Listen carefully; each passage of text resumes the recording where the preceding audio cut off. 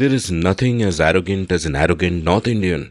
For a North Indian man, here's what is seen and here's what is unseen. The seen is himself, his language, his culture, his sense of proud superiority. And one huge unseen is the fact that South India does so much better than North India, that some South Indian states could be compared to Western countries, while some of the states up north are like sub-Saharan Africa on some measures. Now, I say North Indian man because to many North Indian men, women are invisible. They are instrumental to his needs, treated as property, fully unseen. I know I'm generalizing, but I think as a partly North Indian man, I can talk about my own kind. And also, I just happen to be an Amit. Over the last 10 years, Amit has become more than a name, a bit like Karen in the US. The term Amit is used for the clueless North Indian male who combines arrogance with ignorance. The more idiotic ones among them, and it takes a lot to be stupider than a median Amit, actually think that every Indian should know Hindi. Some of them think that all Indian languages come from Sanskrit, which is daft because Tamil is actually older than Sanskrit, and even Sanskrit didn't originate here. All this would be tolerable if the country wasn't run by Amits. Sadly, this country is run in a top-down way from North India, and the South suffers. India was defined in our constitution as a union of states. Some Amits object to this phrase also. But in an ideal union of states, power would be decentralized, the states would compete with each other, and that competition would lift everyone's standards. But in India, power has been centralized from the start, the states have become weaker and weaker, some rich states end up subsidizing some smaller ones, and this affects growth, welfare, and holds us all back. And whether you're North Indian or South Indian, you may not even realize the extent of this problem and why everyone loses here. That's why you need to listen to this episode. Welcome to The Seen and the Unseen, our weekly podcast on economics, politics, and behavioral science. Please welcome your host, Amit Varma. Welcome to The Seen and the Unseen. My guest today is Neelakantan RS, a data scientist who's just written an excellent book called South versus North, India's Great Divide. On one hand, the book has great data that shows how the South has consistently performed better than the North and is actually punished for it. It shows the dangers of centralization and talks in great detail about the structural problems with India's democracy. Neelakantan discusses the dangers of delimitation and also talks about one possible structural fix to our democracy, which he calls Gamified direct democracy. He tried to sell the idea to his RWA and they didn't listen, but hey, remember what happened to Socrates and Galileo. Neelakantan was also an early blogger, by the way. We used to call him Neelu, though he spent more time shitting on others than blogging himself. I was a particular target of his. I guess he's never liked Amits. Anyway, time passes, we all change and mellow down, or at least we change and pretend to be mellow, and we had a great conversation about many things, including why Madras is special, his brand of virtue ethics, and the danger of telling stories. I love this chat. There's a lot of food for thought, but before we get to the conversation, let's take a quick commercial break. Have you always wanted to be a writer but never quite gotten down to it? Well, I'd love to help you. Since April 2020, I've enjoyed teaching 27 cohorts of my online course, The Art of Clear Writing, and an online community has now sprung up of all my past students. We have workshops, a newsletter to showcase the work of students, and vibrant community interaction. In the course itself, through 4 webinars spread over 4 weekends, I share all I know about the craft and practice of clear writing. There are many exercises, much interaction, and a lovely and lively community at the end of it. The course costs Rs 10,000 plus GST or about $150. If you're interested, head on over to register at indiauncut.com/clearwriting. That's indiauncut.com/clearwriting. Being a good writer doesn't require God-given talent, just the willingness to work hard and a clear idea of what you need to do to refine your skills. I can help you. Neelu, welcome to The Seen and the Unseen. Thank you, Amit. It's been how do I say this? Long-time fan is that what I say? Or long-time friend, first-time meeting? Yeah, a meeting after a long time, but we used to sort of both be early bloggers in a sense, or active during the blogging days, which is how, I'll just inform my listeners that as we started, I said, what should I call you? And he said, anything is fine. Neelu is fine, because that's how we knew him then, but we don't no one calls you that anymore. No one calls me that anymore. People call me Neel at work, and my official name is Neelakantan RS. So. Yeah. So, one of the things, and this is really the first time we're meeting, though I think we've had one telephone conversation 15 or 16 years ago. But what has also happened in the year since is that I've done a bunch of episodes with people I've known pretty well from that time. People like Chandrahas Chaudhary, Deepak Shenoy, you'll be familiar with those names. And I've realized when I have done these long episodes with them that even though I've met them many, many times and hung out with them a lot, with Chandrahas all the time because he was in Mumbai, it's only in the course of the conversation that I realized that I knew practically nothing about them, because that's when you actually start talking about someone's childhood and where they grow up and what all of that was like. And I think in the sort of the grammar of everyday hanging out, as it were, you don't go to these areas. You might have common interests or common pursuits that kind of bring you together, but you sort of, beyond a certain set of areas, you don't really go elsewhere. And so I'm going to go elsewhere with you. Tell me about your childhood. Where were you born? What was your childhood like? I am what is called a Madras man. I was born and raised there, and I don't know if I wrote a book which I dedicated to my city, right? Because it's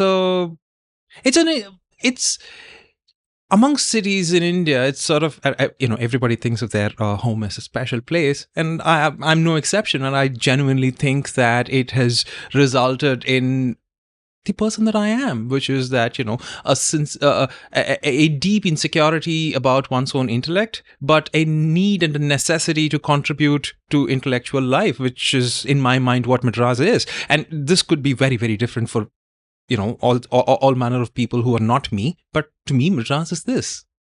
And that's interesting because, I discovered this lovely phrase when I did an episode with Amitava Kumar. And in his book, he quoted from Rahim Azum Raza's famous book, Adha Gaon. And there's a scene in Adha Gaon where partition has just happened.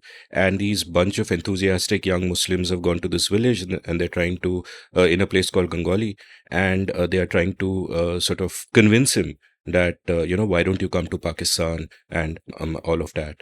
And they're trying to convince him that he should come to Pakistan. And then at one point he says, quote, I am a Muslim, but I love this village because I myself am this village. I love the indigo warehouse, this tank, and these mud lanes because they are different forms of myself. On the battlefield, when death came very near, I certainly remembered Allah, but instead of Mecca or Karbala, I remembered Gangauli, stop quote. And a question I like asking guests of myself since then is, where is your Gangauli? And you've kind of just given the answer, obviously. Your Gangauli, in a manner of speaking, is Madras, but nevertheless, what Madras? Because in the course of our lifetimes, the cities that we've lived in and that we call home have changed so profoundly. So in a sense, when you think of Madras, what do you think of? How much of it still exists? Like one of my guests, Max Rodenbeck, had grown up in Cairo, and he said to him, it's Cairo, but not the Cairo of today, but the Cairo of memory. And in a sense, every city is a little bit like that, where it is not just different across geography, across different neighborhoods, but even across time. That is true. And the Madras of my mind, I'm sure, like your guests have said, is the imagination of the people you think constitute that city, and their validation thereof is what you seek as a person. And those people all from your childhood who sort of decided what is something worth validation, that is the city of Madras in my head. And that city was a very, like, how do I say this? My city, the Brits built my city to be a bunch of clerks to the white man, and therefore excellence in a narrow field was considered, in a narrow academic sense, was considered like what success was. And therefore if you didn't do that, like there was I wouldn't call it stigma, but like like the absence of that was a failure of something, right? And therefore if you like how do I say this, the end point of all of these achievements hopefully ended in a Nobel Prize, but most people didn't win Nobel Prizes, and therefore at least you went down that path and contributed towards expanding civilizational thought. At least that's what I absorbed of it. I'm sure that's not the way in which everybody else in Madras absorbed of it, but that's what made sense to me. And you could argue then like that seems absurdly self-aggrandizing. It probably is, but if you're young and you have this thought, it is not self-aggrandizing. It just makes you deeply insecure. So, one of the themes I keep coming back to on the show is how contingent the self is, right? Mm-hmm. In the sense that everybody has a particular idea of I am like this, but that is contingent upon so many things. It's contingent upon where you were born, how you grew up, the family you were part of. It's contingent on your genes. It's contingent on the chemical composition of your brain at a particular point in time. We've all heard the story of Phineas Gage, this 19th century railroad worker. Iron rod went through his head, and he retained his all his memories and his knowledge, but his personality changed completely, and he became a and we often sort of underestimate how contingent our sense of self is and how it could just have been so different. And with that regard, I wonder then about Madras, that how much of you are shaped by what it was. And to put a related question in a different way, if you were born somewhere else in a thought experiment, what about Madras would you still love because it speaks to what you what you feel you are inherently? Right. I would, again, right, like the idea that this is something unique to Madras is a story that I tell myself. Right, it is not, right. Every city in this world has people who are similar to whom I consider as thinking people, right? Like, the truth could well be the opposite, and like whom I consider thinking people could just be the opposite of that. But the point is that if I were born elsewhere, the hope is that as children of enlightenment, our idea of what reasonable and rational thinking is some version of that, and my understanding of Madras hopefully would be that this is a city which sort of prides itself on, I don't know, rational thinking. And therefore, which is the same reason, like when I visit the cities that I most feel at home when I sort of go visiting, Hanoi, Barcelona. Like, these are, I don't know why they give me the vibe. They're not the biggest cities in their respective countries, but they have, if you go and sit, and they're not even the most party towns, so to speak, or the whatever, they're not the wealthiest, any of this, but like, if you go sit in a small place and start eating or meeting people off the street, they're very, very insecure about their place in the world, but they also want to seriously contribute towards expanding, what is civilizational thought.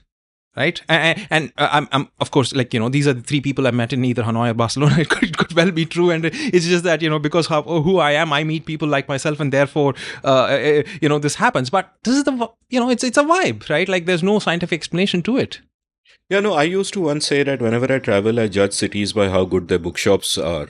And for a brief while, I was not for a brief while, for 5 years, I was like a professional poker player, and I'd spent a lot of time in Macau, and there are, of course, no bookshops there.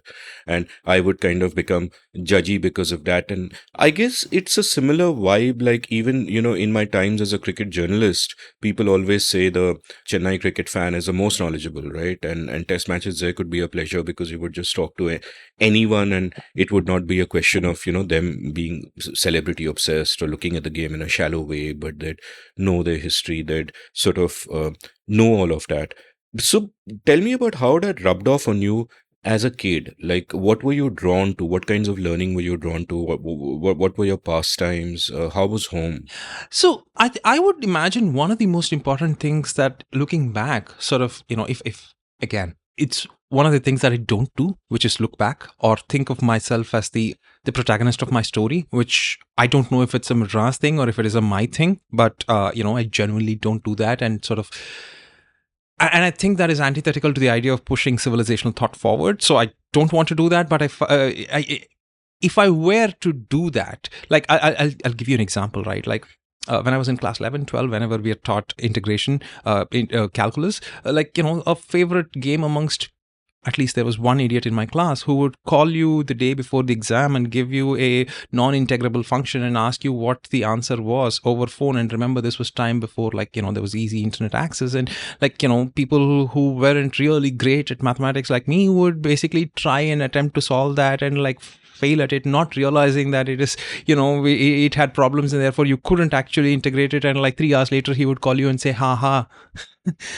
and would have wasted your time. And this was the kind of, I don't know, I don't want this to be let me paint a picture of circa 1996 Madras, but this was a kind of a normal thing when I grew up, right? I'm not, I'm not trying to argue that this is the mean, median, and mode of Madras, nor am I trying to argue that, this doesn't happen in Bombay, for instance, or it could well be, but in my imagination, this is Madras, right? where people genuinely tested you all the time whether you belonged, right? And that belonging had this weird test of sorts, and passing that meant a lot to you. And does it? And then I guess that runs into two simultaneous anxieties that we have to grapple with in our lives. And one of those anxieties is of fitting in into the world which you value, the part of the world which you want to fit in your case, a Madras, this Madras, this intellectual, learning oriented, civilizational thought Madras that you want to be part of. And that's one anxiety of fitting in. And the other anxiety is sort of one of, in a sense, finding yourself, right? Because those are sort of, and I think that anxiety of finding yourself is quieter, and it really comes over time and all of that, and you can't force the issue really. But that anxiety of fitting in does come, and I guess, I mean, therefore there would have been a dual process for you of, going down certain paths because you wanted to fit in, or you wanted that respect or validation, and at simultaneously realizing that you liked those parts, that there was something in it which was you. True. So here's the thing, right? Like, and I'm sure again this is true for almost all people in this planet, which is that you want to fit in and yet stand out at all points in time, right? And the moment you fit in and you were part of the club, you wanted to stand out from the club, right? Like, and therefore, what did you do? If you weren't as good as the next guy in, I don't know, calculus, you hope that, either in probability or algebra you were as good, like, so some version of that, right? Like, or better than he was, or I don't know, I don't know, you did organic chemistry better, or like, wrote better arguments, or like, I couldn't do any of this drama English all that well because I had, language I wasn't very good at languages, and so it was always difficult for me. So any of these other things, like, for instance, I was, for some reason, until the time we had, chemistry break into organic chemistry, I was quite good at it, right? And therefore, that used to be my card in school. And then afterwards, I was terrible at organic chemistry, and then that ended. So.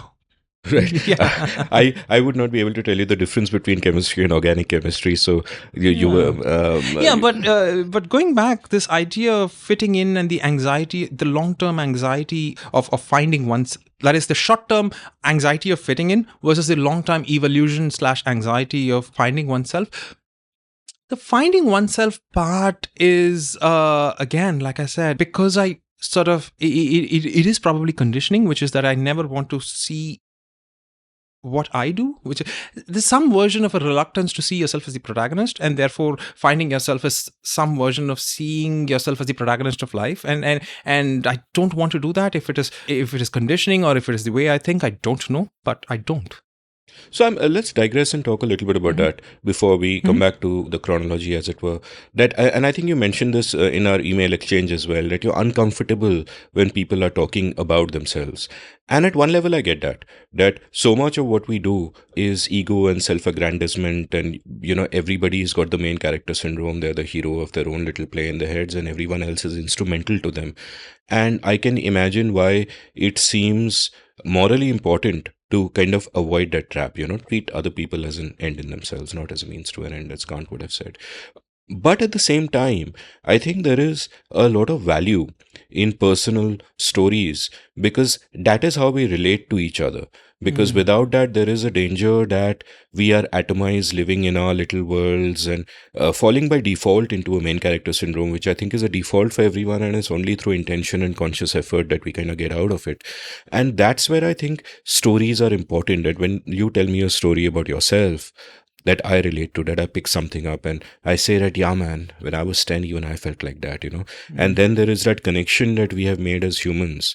And I think that also applies when you're reaching out to larger audiences. Like, the part of my show that I've really come to love the way the show has evolved is the personal bits, when I'm listening to people's stories. And in a sense, how do we figure ourselves out? We figure ourselves out by telling stories about ourselves to ourselves, right? This is what I want to do. This is my place in the scheme of things. And there is no avoiding that. You are always the main character there. So for me, there is this trade-off But I think that if you realize, like looking back at myself, I can of course see times where I was posturing or where I was too anxious for validation, and you behave in particular ways because you do that. But I've come to the place today where I am like, I will throw myself into this thing where I'm just being authentic to myself, and let the pieces land within me, as it were. I've kind of come to think of that. And obviously you want to avoid the elements of self-aggrandizement that do come with that, or even if you think you're not posturing, that itself is a form of posturing, right? So one deals with all of this. But I'm interested in sort of having you elaborate on why you come to this sort of strong position. And I would say that this is perhaps, like, would it be fair to say that this is also therefore that you distrust people who talk too much about themselves, who have this main character syndrome? Like in our blogging days, and we can talk about that later, but you were pretty acerbic, if not extremely harsh, about a whole bunch of people who were kind of putting themselves out there. And my sense was that of all the people who is shitting on everybody else, this guy is a little different, because other people are shitting for, understandable reasons. You're not from their tribe, or they're jealous or whatever. But you're shitting on people almost seem to be coming from a place of, oh, I'm superior to you and you're not even worth engaging with. Or there's something about you I find distasteful, which I'm beginning to wonder, is what you found distasteful that storytelling bit? Because that whole blogging age was really everybody going on about themselves, in a sense, in a good way, in a bad way, but finding themselves. True. Blogging, we'll come to that in a little bit. But to answer your question on what makes me uncomfortable, I was just thinking about it. I think there is the easiest and possibly the true answer is that the threat of weaponization of that storytelling, of it becoming what is, I don't know, authenticity porn or something, that there is that threat, and that it gives an easy in to people who are willing to weaponize it, and that is probably a threat to the notion of our purpose in lives being, pushing civilizational thought forward. Is that my entire anxiety about it? I just made the shit up in the moment, but it could well be that that anxiety is somewhere the reason. It could well be. But more importantly, what I want to, if there is a need to tell you a story in order for me to belong, as opposed to solving that integral, or like coming up with something that I did as an adult, either let's say Gamified direct democracy or something of that nature, which you sort of have serious engagement with, and therefore the connection is organic in terms of you having thoughts which are either tangential or taking that thought forward, etc. That I would imagine is organic, and then narrating like your life story becomes, how do I say this? The idea of elements of a life story becoming the plot points with which you connect to others seems to me to be a self-aggrandizing, but like that's less important to me. More importantly,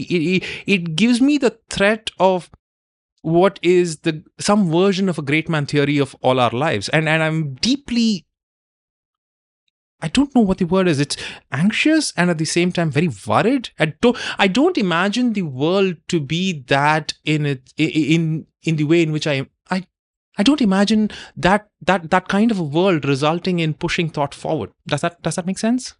Yeah, it makes a lot of sense. Though, when I meant about stories helping you connect with other people, I didn't mean in a cynical, instrumental way, that I'm telling you a story about myself because I want that connection and whatever.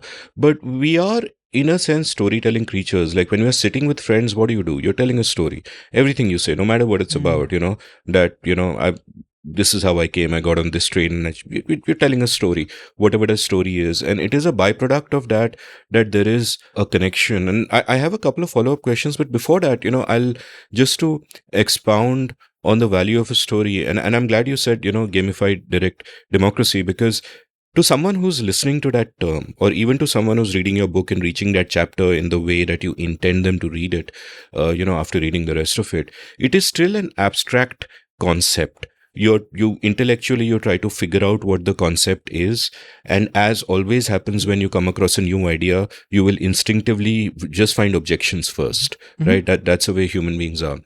And I feel that having a story behind it actually helps make it more relatable. Like, just as an example, and I hope you won't mind my giving this example, but I was very moved by it. I did an episode between the first wave and the second wave of COVID with Tamal Bandyopadhyay. So Tamal Bandyopadhyay is a veteran financial journalist who wrote a very good book on banking, and I hadn't met him before that. And that was my sort of, that was before the second wave, but after the first wave. So I did a couple of episodes in person and not remote. So I booked a studio in a car, and we went there and we were sitting across. And for me, it's a good book. It's got insights. It's, everything's right about it. But the subject banking will be very boring for everyone, right? Also, the subject of what financial journalism is would be most boring for everyone. But I started off by asking him about how his months during COVID were. And he told me about how when the lockdown was on, he went for a walk one day. And he saw this boy who used to sell things who was now begging. And he felt so bad, and he described that. And then he spoke about how this well-dressed man grabbed his hand, took him by the wrist, and he got scared for a moment. But the guy took him into a gully where there was a biryani wala. And he said, "Don't give me money, I just want some food." And Tamal told the biryani wala, "I'm not carrying my wallet, but you know who I am, I'll give you the money." And as Tamal was relating all these familiar places, but now no longer working, he kind of teared up. I think I teared up as well. It was a very emotional moment. And from there, then he goes on to talking about how when he got into business journalism, his credo was that he is going to write in such a way that even the layperson can understand. And he said that even when I would meet top bankers, and even when I would meet top people in finance, I would avoid the jargon. And even if I knew what the subject was, I would ask them questions as if I was a layman. I wouldn't mind them thinking that I'm a fool or I don't know, but I would ask them questions like that. And the intention of my writing was to make it accessible. And now to me, this whole thing, where he's seeing a kid on the street and he's feeling that empathy and he's tearing up, he's got that connection with the guy, to coming to that ethic for himself as a journalist, that I will not write the way other financial journalists do with jargon and everything, but I will make every reader understand what I'm writing about. All of it is off a piece. And then when you have this story and then you talk about the book, it's a completely different ballgame. Your willingness to engage with the book just increases massively.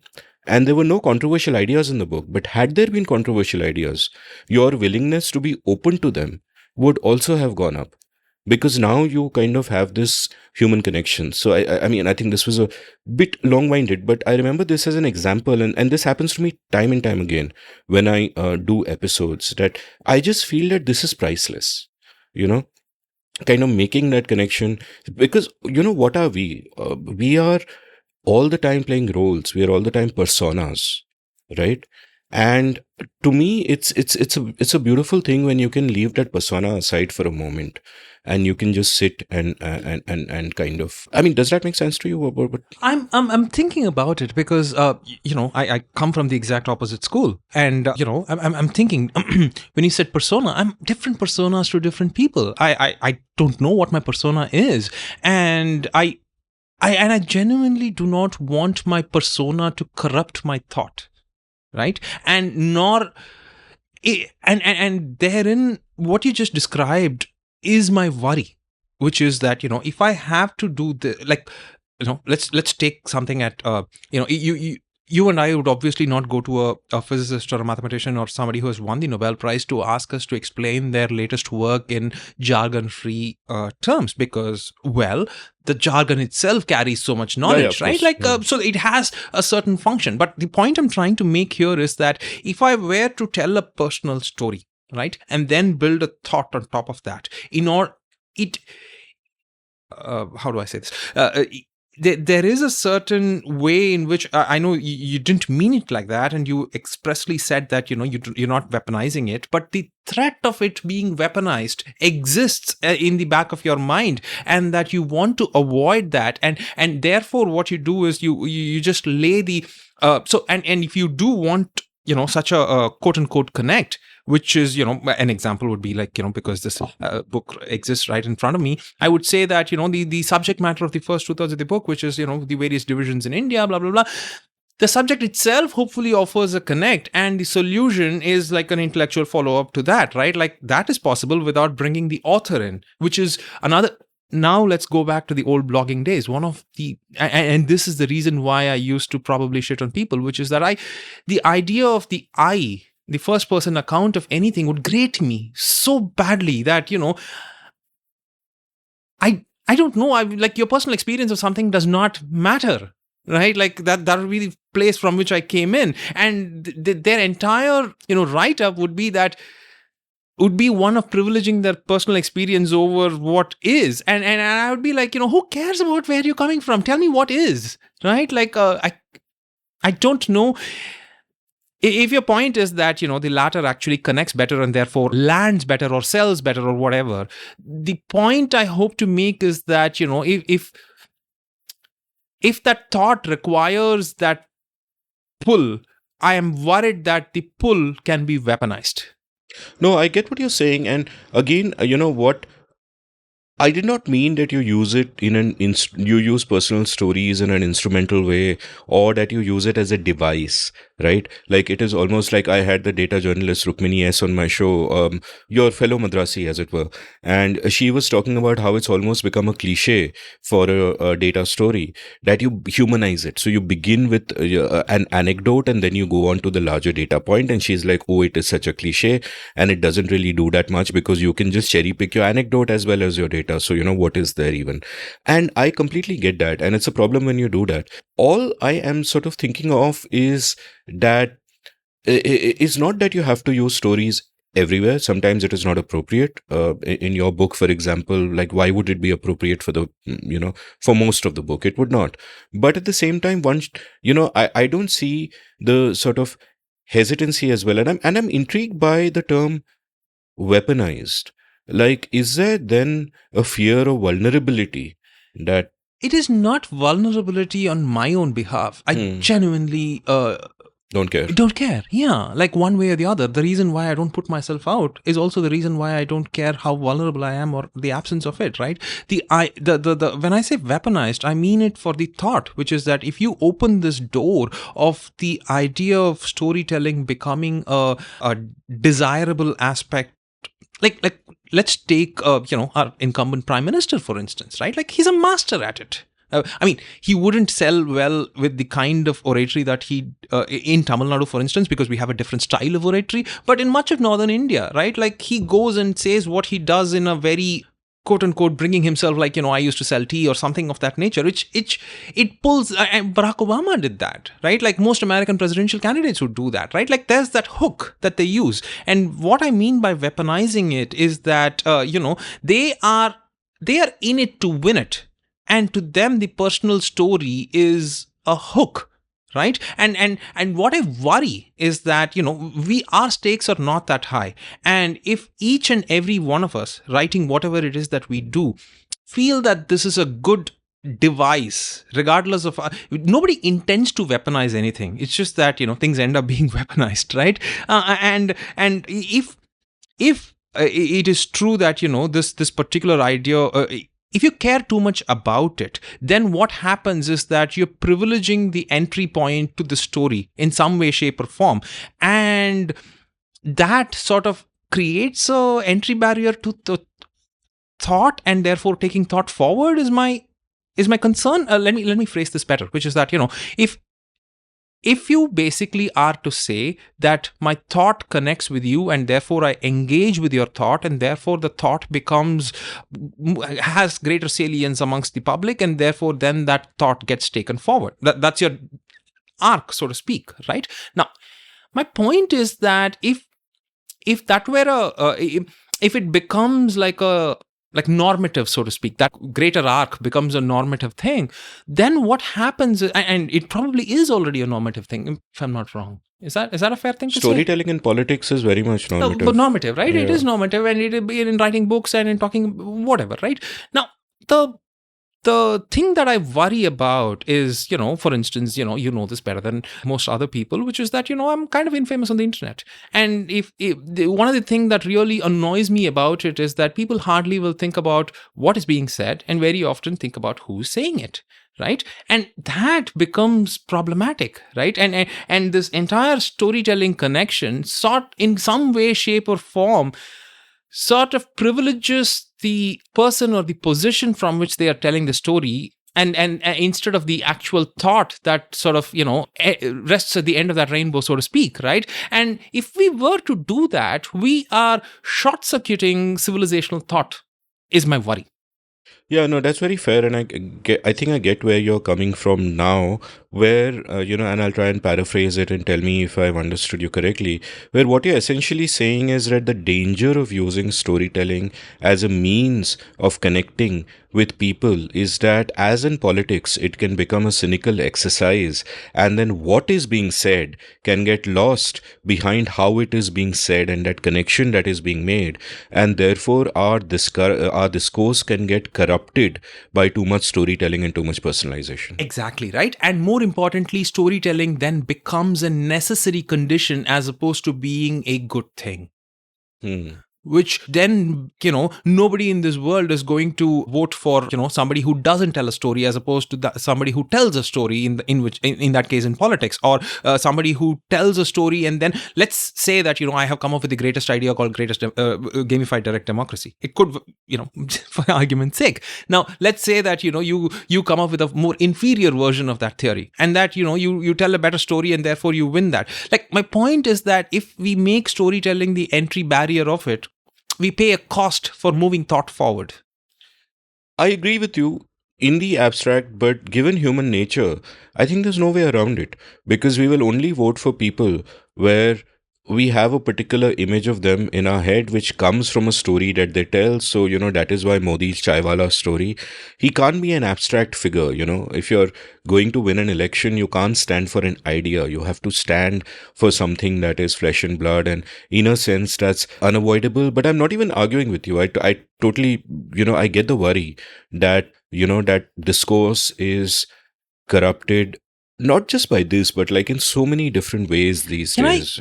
Can I go back to our old blogging days one more time? Because this is sort of remember, my blog used to be called Recursive Hypocrisy, something like that. Yeah, right. And this and the logic that I had for that, I can't believe I'm bringing this up. For 15 years, I've not thought about it. But anyway, the logic I had for that was something very, very analogous to what we are discussing, which is that I hated the idea that people would point to hypocrisy as an argument against them, right? Now, if you ever were to point to somebody's hypocrisy and act as if that is an argument against them, then what would people do? People would basically argue their status quo, which then means that no progression in civilizational thought is possible, because everybody would argue their status quo. Do we want to live in such a society, right? Like, that was the reason why, that entire thing happened. And the other side to the same coin is that therefore you don't argue against anybody in terms of who they are,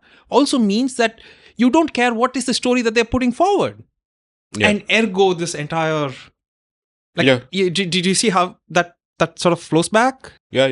No, totally. I get that now, but see, here's the thing. I didn't know it then, right? So, had I known it then, it could even have led to some self-reflection on my part that, this thoughtful person is shitting on me because of these reasons, and it bears thinking about, and maybe I'm doing something wrong.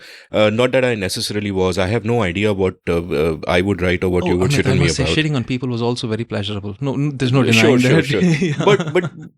But you're not taking civilizational thought forward by shitting on people. Agreed. But if you tell them a story of, that this is why I feel you're worthy of being shat on, and that puts you at the center of that story, then maybe you take civilization thought forward. Probably, right? Phrase. Again, like I said, in other words, the story is a tool. Right? And like all tools, it has a certain place. My worry is that if it could be weaponized in the manner in which we just discussed. Ideas get debased as well if you try to, and that is the reason why we want to.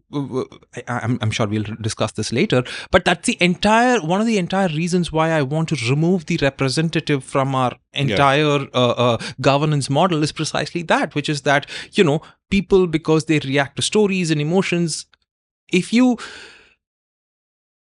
then they want to belong to a tribe of which, whatever the alpha male or alpha, I don't know. There's that worry of critical mass, which is story driven. And we want to move away to, rationality. And the way to do that, hopefully, is, engaging with some versions of the model that I've proposed, which sort of strips away the story. So we'll talk about that in great detail, of course.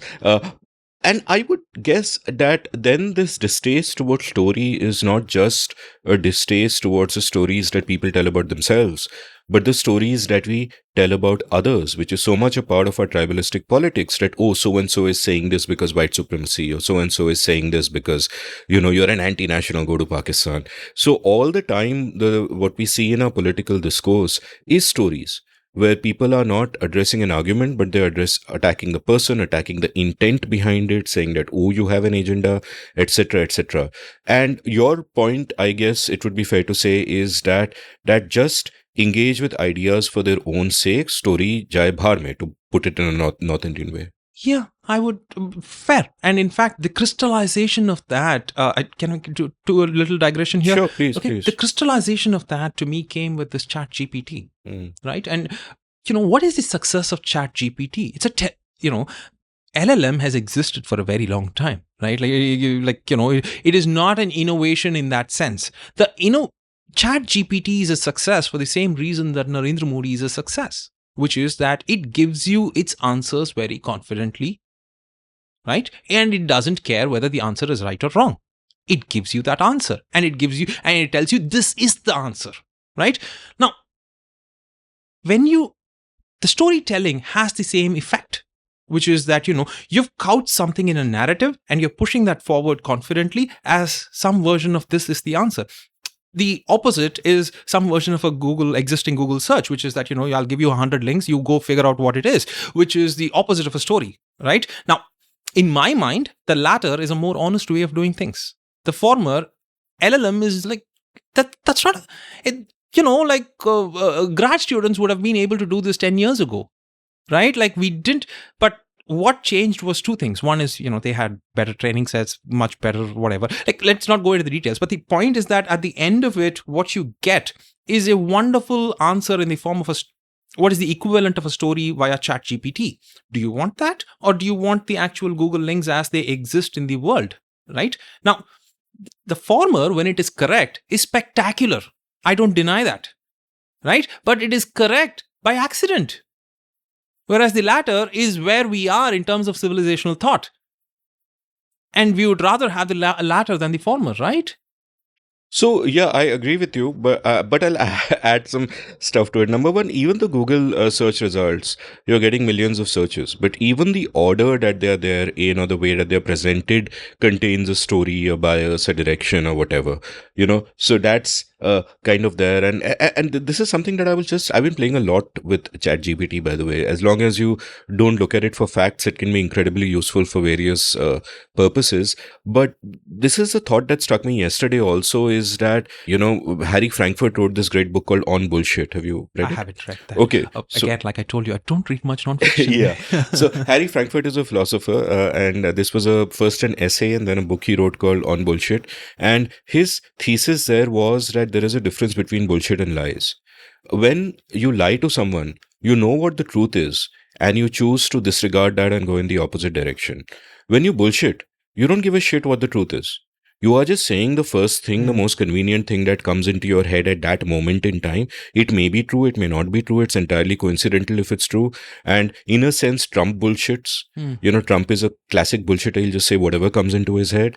And sometimes ChatGPT will tell you things with such incredible confidence that, like I asked it the difference between a Bangalore dosa and a Chennai dosa, and it told me the opposite, basically, with incredible confidence, that it is in a manner of speaking bullshitting. But I see that as a temporary problem because these are really early days right now. And the other part also goes down to the crux of storytelling, where what you said, you compared Modi and ChatGPT in this, telling a simple story with confidence. I feel this was why Trump won in 2016, for example, that he had simple stories for everything. And I don't think it was intentional. He is just a simpleton, so the stories happen to be simple, but simple works. So, for example, why do people in middle America have no jobs? One simple story is they're being shipped to China. The other simple story is immigrants are coming and taking your jobs. Both simple stories are incredibly simplistic and not true, or a small part of the truth, if at all, but basically not true. But they're simple. And if you go with your economist hat on and try to tell a complex story of the multifactorial reasons and all of that, it's simply not going to wash, which I think again goes to the heart of the human need for making sense of the complexity of the world by telling stories, and therefore the attraction of stories. And I don't think that's an impediment necessarily to you. I think there's a role, for example, for someone like you to write a book like this, to put the ideas down. And then there's a role for other people to come and do a version of what you did and take these ideas forward. And then there's a role for someone who comes and tells a story about it. Sure. Agreed. So, like, you know, yeah. Like, like all tools exist, right? Like, yeah. So, yeah, I mean, different people have to kind of do what they do. Again, like I said, I have no problem with the story being a tool. I just have a problem with it being a defining tool. Yeah. Yeah, I agree. And also, perhaps then the necessity that comes of feeling that you have to play a double role, where one part of your role is of being a thinker or an intellectual, but the other part of the role is being of a storyteller. And I can imagine you're thinking, ki, boss, I don't want to be a storyteller. That's not my deal. My deal is I want to have ideas and I want to think about them and I want to write that stuff down. But to feel that public intellectuals, as it were, and once you've written a book, whether you like it or not, you are that in a manner of speaking also. Ram Guha keeps telling me I'm not a public intellectual. And I'm like, boss, you can't fight these things. But, yeah, and I get that. That's part of the distaste, that I don't want to play that double role, Screw you. I want to write this book. You want to read it. You don't want to read it, don't read it. But, so, let's kind of go back to your childhood, but let's go back to, I think, another foundational question where, during this conversation and before this, when we were having lunch, you spoke about how your purpose being to take civilizational thought forward.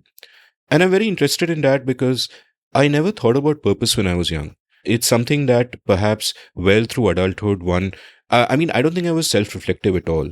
You are kind of, you build a persona for yourself, even to yourself, you live that out.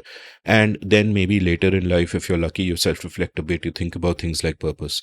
And I'm curious about how you arrived at this particular sense of purpose, that to take civilizational thought forward. Because when I think of purpose, as you'd imagine, the ways in which I think of my duty to the world is in terms of things that I should not do, that I should not hurt others, that I should not take their property, that I should not blah, blah, blah. And it's not everywhere, except when it comes to people close to me, where there is also a desire to be intentional about their presence, to not take them for granted, and so on and so forth.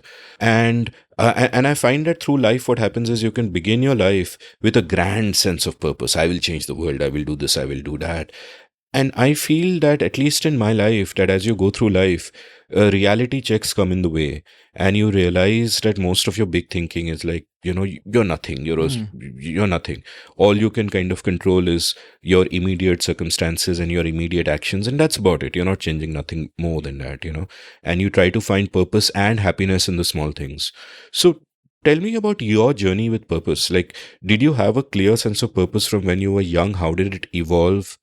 I would imagine that you have you think this is your purpose does not sort of stop you from being happy in other sort of realms of life, so to speak, right?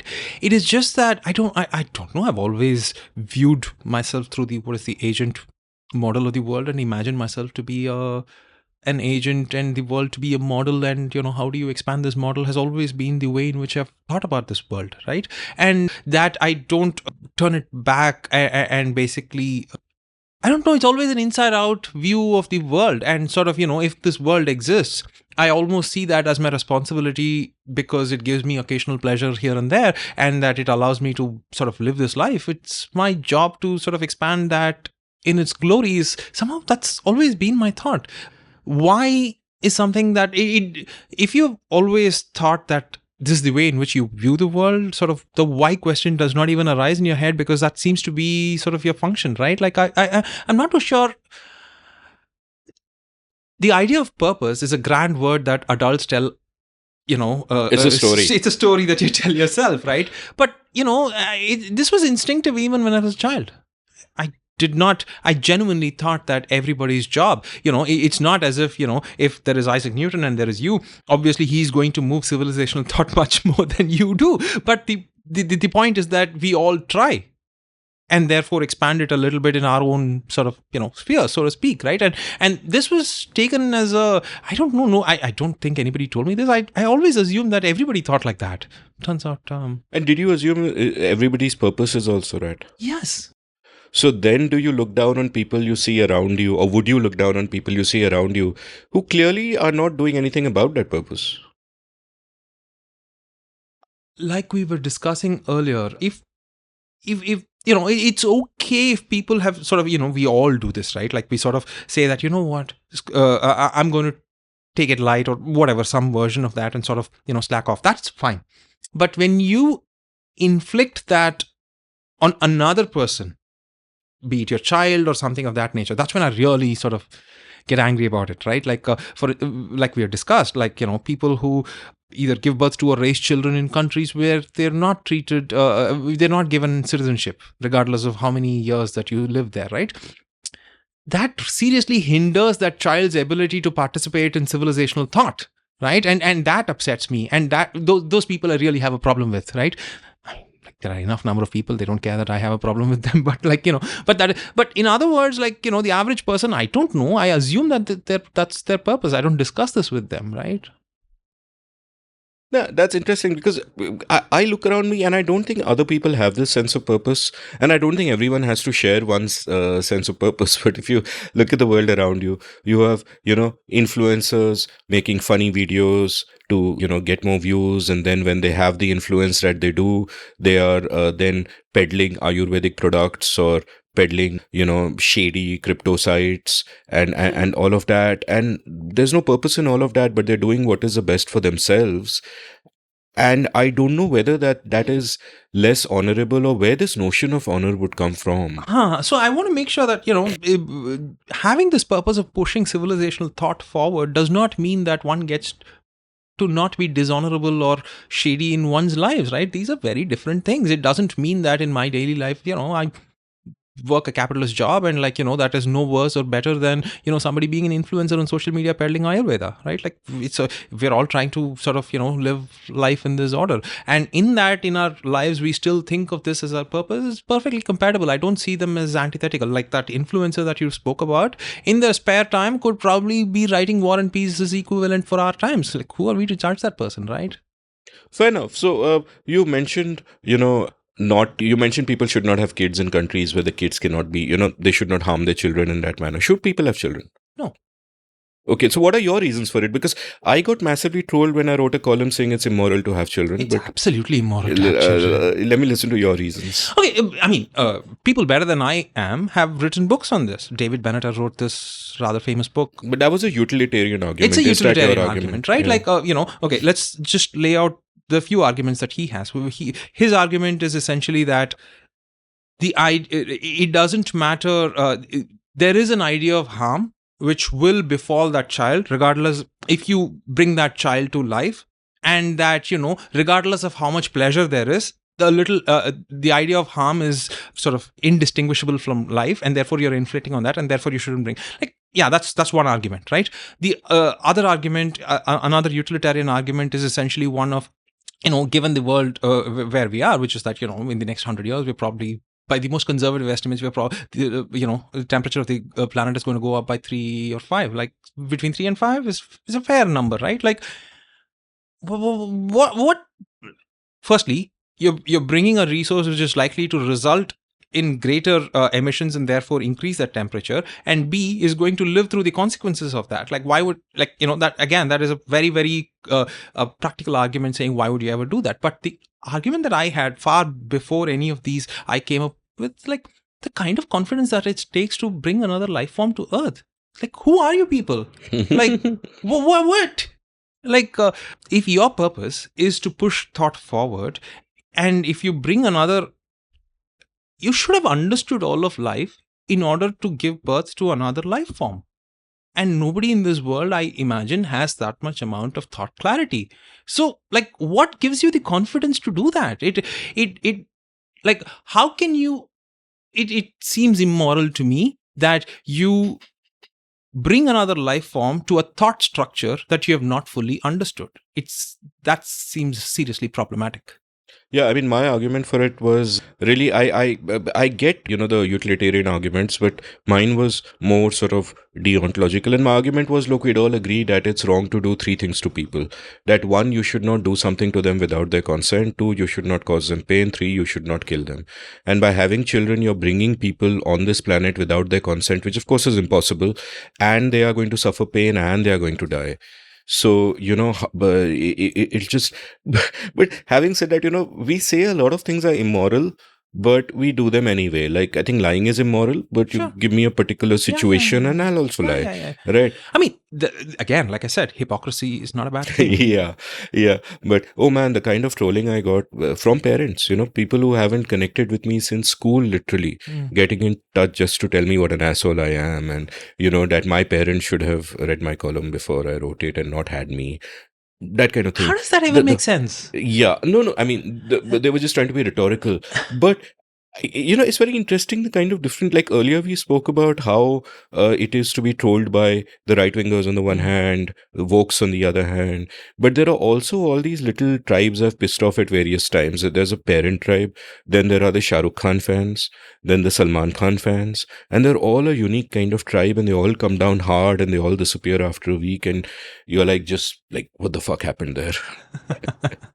So so anyway, so that's anti-natalism sort of done with. So let's go back to what you're uncomfortable with, which is the story of you, where I'm so tell me about, then as a child, and let me sure. add this, right? Like, that discomfort about myself and my place in the world is again a reason as to why I do not want to sort of beget that onto a new life form that I'm entirely responsible for bringing into this earth, right? Yeah. Which is the reason why you don't want to have children, right? Like, this particular way of life demands you to sort of the absence of story is probably one manifestation of it, which is that, sort of get more and more sort of, how do I say this, shrink yourself into like an agent model of viewing, looking at the world, and therefore you don't want to expand your footprint, so to speak, right? And if that is your general view of life, it seems immoral to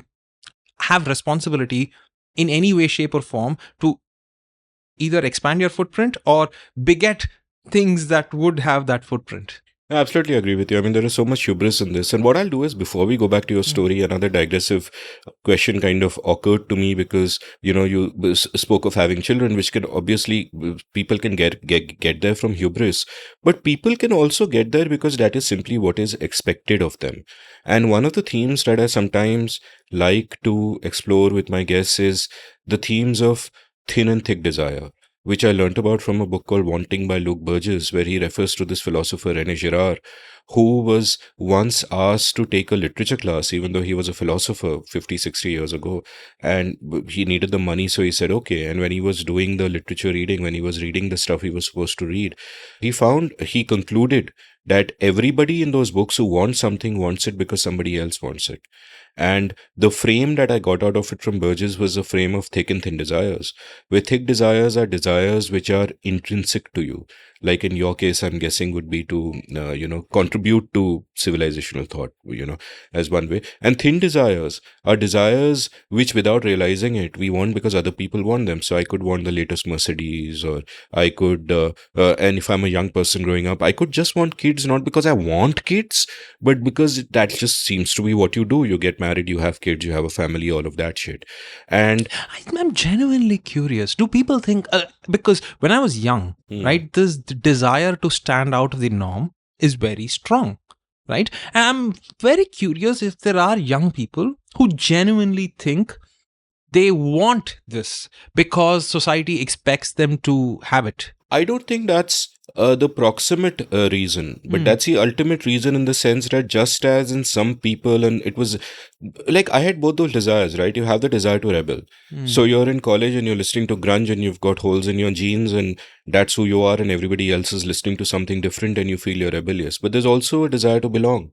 So you're trying to impress the people around you, and at some level you want to belong. So there might be a domain where you want to belong, there might be a domain where you want to rebel. And I guess the notion of following the conventional path is the notion of is that's what everyone does, that's what life is. People won't even question it.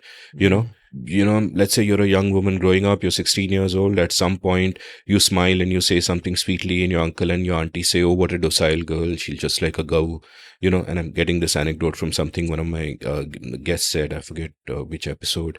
And then you said it, okay, I should smile, I should be docile, I should not raise my voice, I should let the men interrupt me, and at some point I should get married and have kids. And you kind of internalize that, and even as a man you internalize stories. Men's are in a sense as much victims of these structures as women are, where you internalize a story that this is what a man is like, and I'm a man, I'm going to be this, and I'm going to be the provider, and I'm going to be this. And we straitjacket ourselves in different ways because we adopt these thin desires. And sometimes, and the interesting thing with thin and thick desires is that the thin desires can be extreme. It can be intense. You might really, really want it. And your thick desire, what is intrinsic to you, could be something, hidden underneath, unseen, as it were.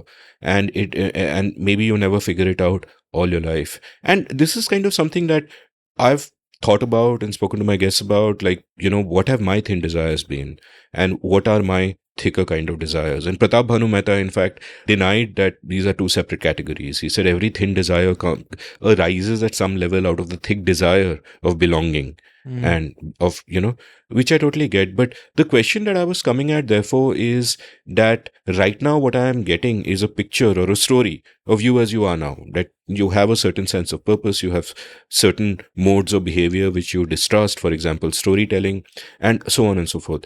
But as you look back on yourself through your life, what do you think are the thin desires that you shouldn't have had, or that wasted your time, or that you managed to let go of, or that you still have and you live with it? And in terms of thick desires, beyond the one that we spoke about, what is there? So, okay, this again brings me to a very, I do not have regrets. I don't regret anything, right? Like, if there are thin desires which I sort of disapprove of in the past, which I still hold on to, I don't know. I genuinely think that, if you adopt this agent-based approach to the world as a model, then, all positions that you take happen to, it is what in literature is called exploration of the human condition, so to speak, right? Like, all the things, every step that you take is in some way, shape or form an exploration, and therefore it is useful. I don't want to use the word useful. It is what it is, an exploration, right? Like, and therefore life was that at that particular point, and I'm at a different point, or whatever, like I am in this model, and if this is the way in which I look at that world, how do I say this? Like, those were points in life where the agent went to those places, and now the agent is not in that place. And generally that is kind of how I view life. And therefore, if you ask me what were my thin desires and what were my thick desires, I don't know if that's the prism through which okay, let me rephrase this. I think post facto, I will be able to argue that was a thin desire or a thick desire, and therefore I did X. But to argue that this thin desire propelled me towards the model, I don't think that's the way in which I engage with the world. But, like I said, validation of peers is a thick desire for me, I guess. I don't know if it's a thin desire, but and I assume that is true for much of the world in some way, shape or form. And therefore, I'm not too sure how to answer this question, right? Like, the need to like and be liked, right, is a fundamental desire, and there are various ways in which you can like and be liked. And as agents in this world, we sort of occupy various squares or cubes or whatever they are in those instantiations. And I don't know, I have done that. would I look back and sort of view my life through that? I probably not. I don't know. No, I get what you're saying about regrets being pointless, because everything you are now is a result of everything you've done in your life. So how can you regret any of it? Because you are what you are. But having said that, when everything you do now and everything you want now shapes your future self, there is perhaps, it is perhaps important to then sit back and think about that at least. But yeah, I think, and even when it comes to validation of liking and wanting to be liked, I think there are different ways one can move towards it. Like, one way of moving towards it is that you can say, okay, my colleagues are having a party tonight. I'm not a party person, but I will go there and be cheerful and tell some jokes and have a gin and tonic to kind of fit in. Or the other way could be saying that, no, I don't need to do this, but I will be good at my work and make things easier for everyone. And that is how I will, so there are different kind of, and I guess the question that would lead me on. Or a future, spending this evening such that a future self will like you, your own self, right? Like, that's an important version of like. It is. Yeah. It is. So, yeah. Yeah. Yeah, that's an interest. So validation from your future self. Yeah, very important, right? Like, yeah. So I was struck by another thing you said when we were having lunch, which is that you don't read much nonfiction, that your reading is really in two categories, and one is fiction and the other is books that have to do with whatever subjects that you are into at that time, whether you're professional, data science subjects, or I guess during this book you must have read a lot around it, which therefore indicates that there are also two parallel strands, and maybe it's a false dichotomy, or maybe you can make these categories only in hindsight. But when you're growing up as a kid, therefore, that there are these strands, that there is a strand where you're reading fiction and you're and I'd love to know more about other kinds of engagement with art. Like, you were in Madras, were you also into classical music and all of that? What was the cultural scene for you? And then the other strand, that what are your interests? Like, are you a data scientist because happenstance just took you on that path and those were things that you were good at? Or do you feel that there are intrinsic qualities to you that made you suitable for that? So it is almost like it would have happened anyway. So first, on my reading itself. So, I have ADHD, so I can't read, and for to read a non-textbook as an adult, it took me a very long time. Back when in my 20s, I don't watch movies, for instance, right? So when I read, and early on, if it was not a textbook, then because I couldn't read for a long time, it would almost feel like a test, and therefore I'd be very, very anxious. And then as an adult, I sort of figured out what to do, which is that because I don't have an exam, I can put the book down, take a walk, come back and read it, and nobody's going to judge me, right? And because of which sometimes I take 3 to 6 months to read one book, right? Which to most others would just seem like, what is this? But, I probably read like 5 books a year, which are mostly fiction. And that's probably one reason why I don't read, non-fiction, because I read fiction for pleasure and I read for work, because, I work in a sort of field which sort of is growing so fast that I have to read to keep up, right? So those are the two kinds of things. But in terms of my, and again, in terms of growing up in Madras and my sort of cultural inputs, so to speak, right? Like, I had lower middle class parents. We weren't patrons of the high art. So, like, the kind of things that I read was probably the Hindu. So until well into my teens. But, like you said, classical music was in the air. So, we'd go to concerts, but those are again very structured things, which, I'm not trained in classical music. So they just exist. As an adult, I sort of appreciate them more, but then that's about that. Why do you appreciate them more? What about them do you appreciate? Interesting, right? Like,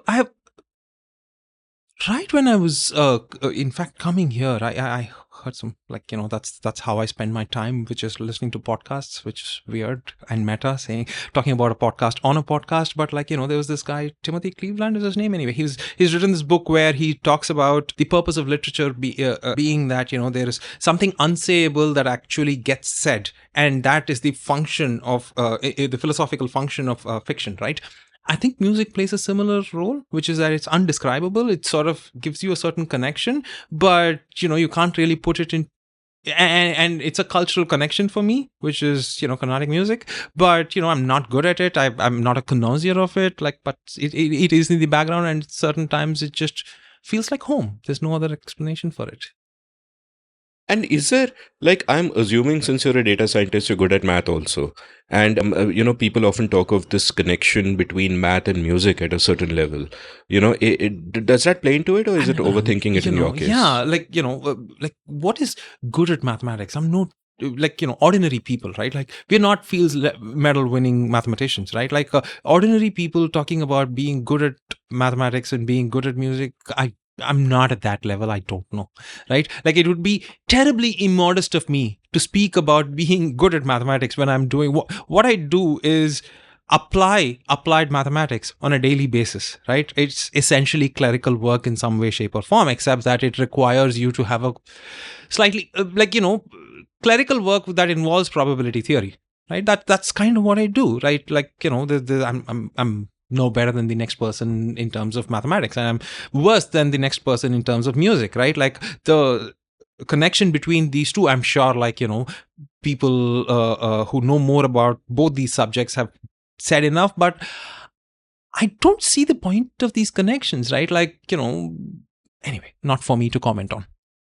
Fair enough. No, I mean, a point of the connection would not so much be in that sense of over intellectualizing something and saying, nay, the structure of this raga is, reminds me of the geometry of this. Not in that sense, but just that in some intuitive sense. Can I sort of say something? So I have this friend of mine, and both of us, sort of, when we were doing rather poorly in grad school, we used to have recurring nightmares because the lectures that began with "consider the Hamiltonian," and like, you're gone. I'm like, dude, I still don't know what the bloody hell Hamiltonian is. What is Hamiltonian? It's a mathematical operator, and like any lecture that or parts of the lecture which began with "consider the Hamiltonian," you're not going to understand any of it further because you're just lost.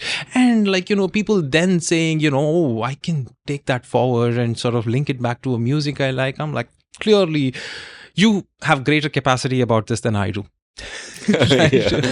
Consider the Hamiltonian that was the stuff of nightmares for me, right? Like, because maybe one day if you do give in to the self-aggrandizement of writing an autobiography, that could be the title of the book, Consider the Hamiltonian. So take me through your academic journey then. That how did you what did you study and how did you land up studying that? I studied what is electrical and computer engineering, right? And my specialization was in machine vision, right? Like, and back then, much of machine learning was essentially machine computer vision, right? Like, much of my first job was, so I studied, like, it's a treadmill if you go to school in Madras. I don't know what it is now. I hope people have better diversity in terms of what they do. But back then, you finished high school, you went to engineering college, you went to America to further study, and then you went on to a job. So I did that. I did my undergrad. I went to America. I studied electrical and computer engineering. Then I got onto a job. At that time, it was called algorithmic development engineer. That's what we were called because we did machine vision, computer vision. Essentially, I still remember. It's so funny. My first job was basically rendering 3D models of faces for because this was right after 9/11, and there was spectacular federal funding, and my company in Washington DC had procured one of that funding, and they did this 3D rendering of the phase in what's the Denver airport, and basically the what was ICE then, they're called something custom, whatever the equivalent of customs was. Our algorithm took about 4 seconds per every single phase, and it was such a terrible program that it had so much false positives, the company shut down, and and here I am. So and it's so embarrassing that our first work is probably like a simple library call these days. So tell me a little bit about that as well, because it seems to me that you can approach a subject like that at one level, at the narrow level of this is my syllabus and this is what I'm learning and these are my tools and this is the immediate task I have to do. But you can also take a step back and see the bigger picture, that in a sense, you are in a field which helps propel us forward and which helps understand what is happening in the world around us a little better. So was your sort of engagement with the subject, as it were, that kind of narrow engagement? This is my syllabus, I have to pass this exam or whatever. Or did you start applying those frameworks and applying those ways of thinking to a broader world, start looking around you and just seeing everything that is happening? Again, we all like to think we are the latter. We are in some word, but the former is stepping stone for the latter, and how Yeah. much of the latter we are. We always give ourselves the benefit of doubt, so to speak, right? And so to answer your question, I would like to think that, I am this gray. For instance, people whom I work with are all terribly, like 5, 6 years, 10 years ago, they were all like really about decentralized blockchain technologies. Now they're all about AI technologies, right?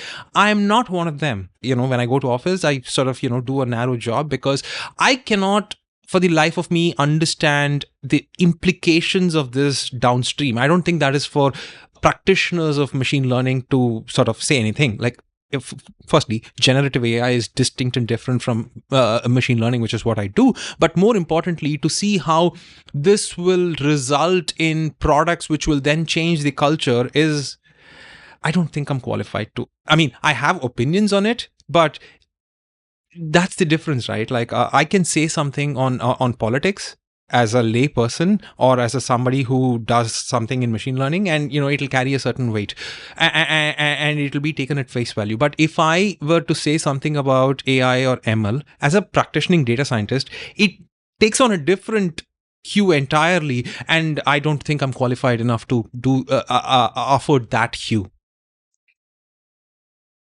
You mentioned that you can have opinions about it. What opinions do you have about it that you feel most others would not share? I don't think AI is going to change the world dramatically in the next 10 years. That's my personal opinion. Is my employer going to listen to this? We are not allowed to name your employer Yes. here, but we are already past the 1 hour mark, so who knows? Yeah, well, yeah. So I genuinely do not, because optimization algorithms is what. Again, I'm biased to my side of that trade, which is machine learning, which is largely optimization algorithms and some version of classification, like basic algorithms, right? Like generative AI is an entirely different thing. But let's consider ChatGPT for a limited, because everybody seems to be talking about it now. Like the difficulty there is not the LLM that it runs on. The difficulty there is after the LLM, how do you do the KRR, which is essentially knowledge representation and reasoning, which is how do you extract that data that you get out of that LLM model and build it, sort of formalize the symbolism in some version of a set theoretic notation, so to speak, and then figure out truth from it.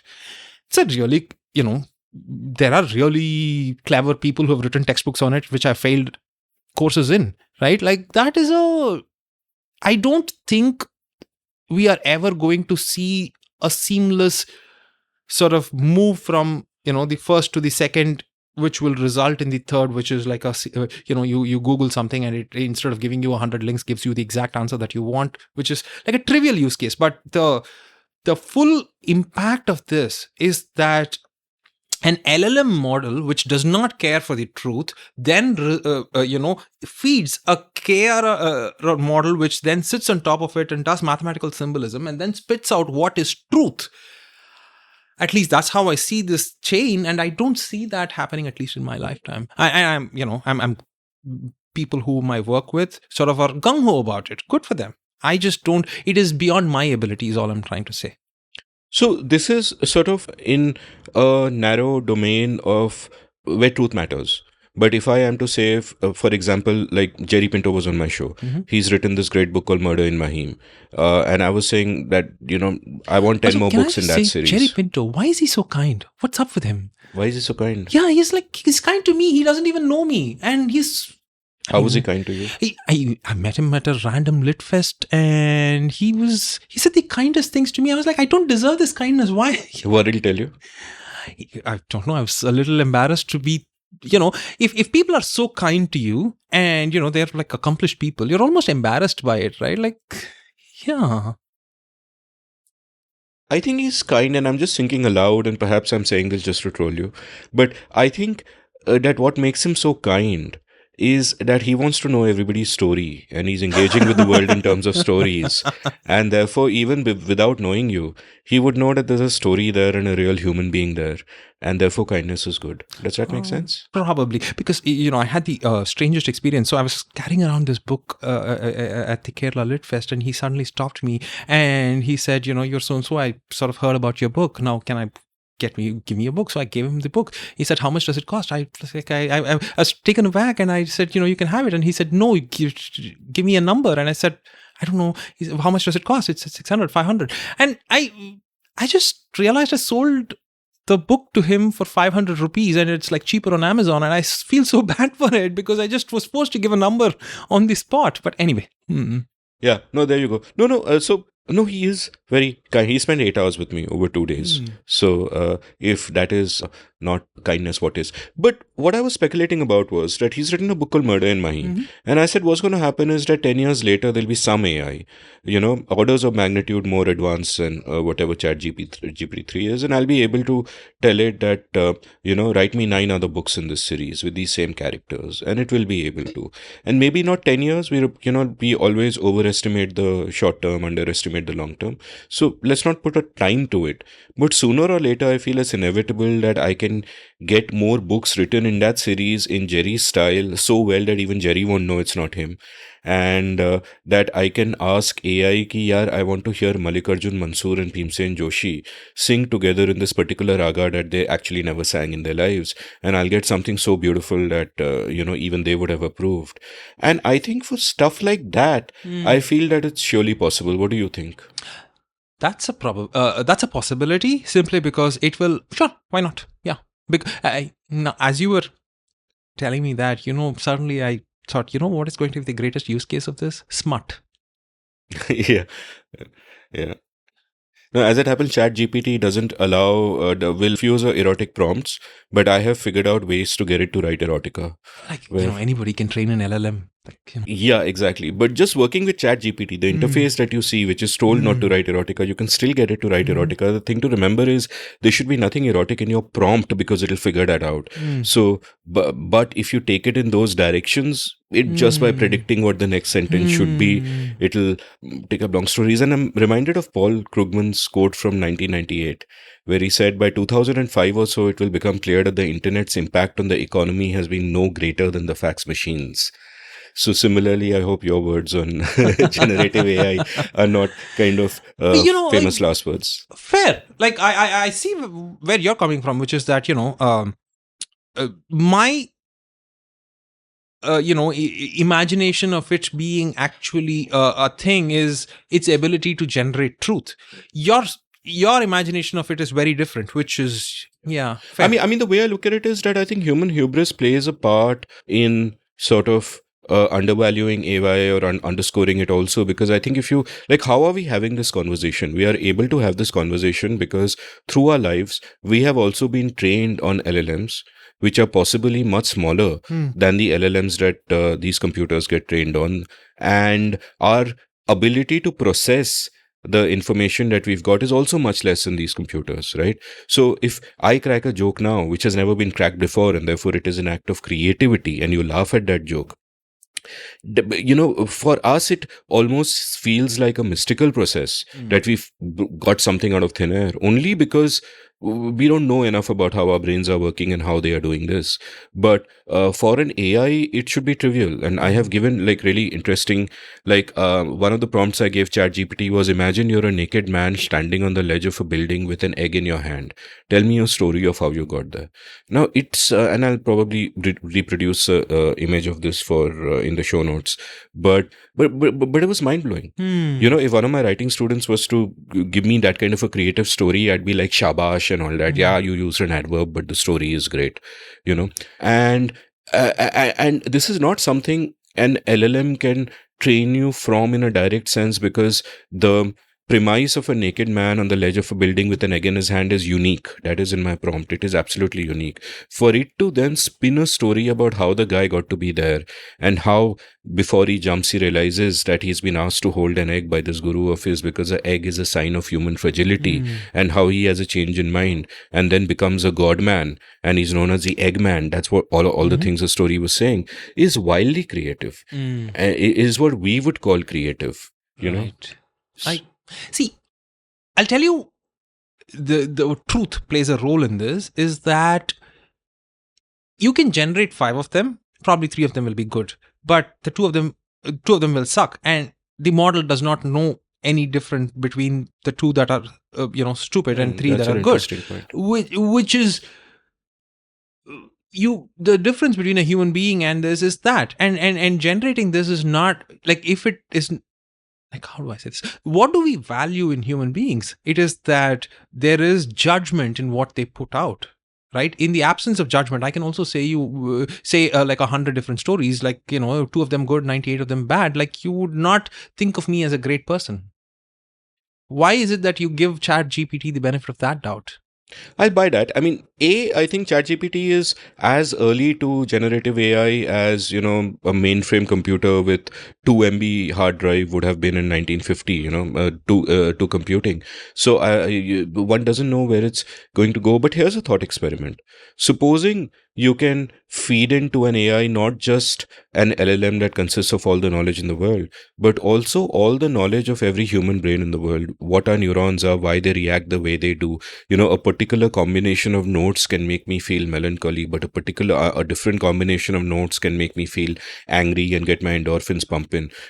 So if all the knowledge in the world, and it's a thought experiment, obviously, if all the knowledge in the world could be made available to an AI, then that judgment issue would also be taken care of, because then it's a question of utility. How does it want to make us feel? And then it would make us feel that way. That is where I have a disagreement, right? If all the LLM model is not knowing what truth is, if you have a different, the problem that I have is that the LLM model does not distinguish truth from the absence of truth.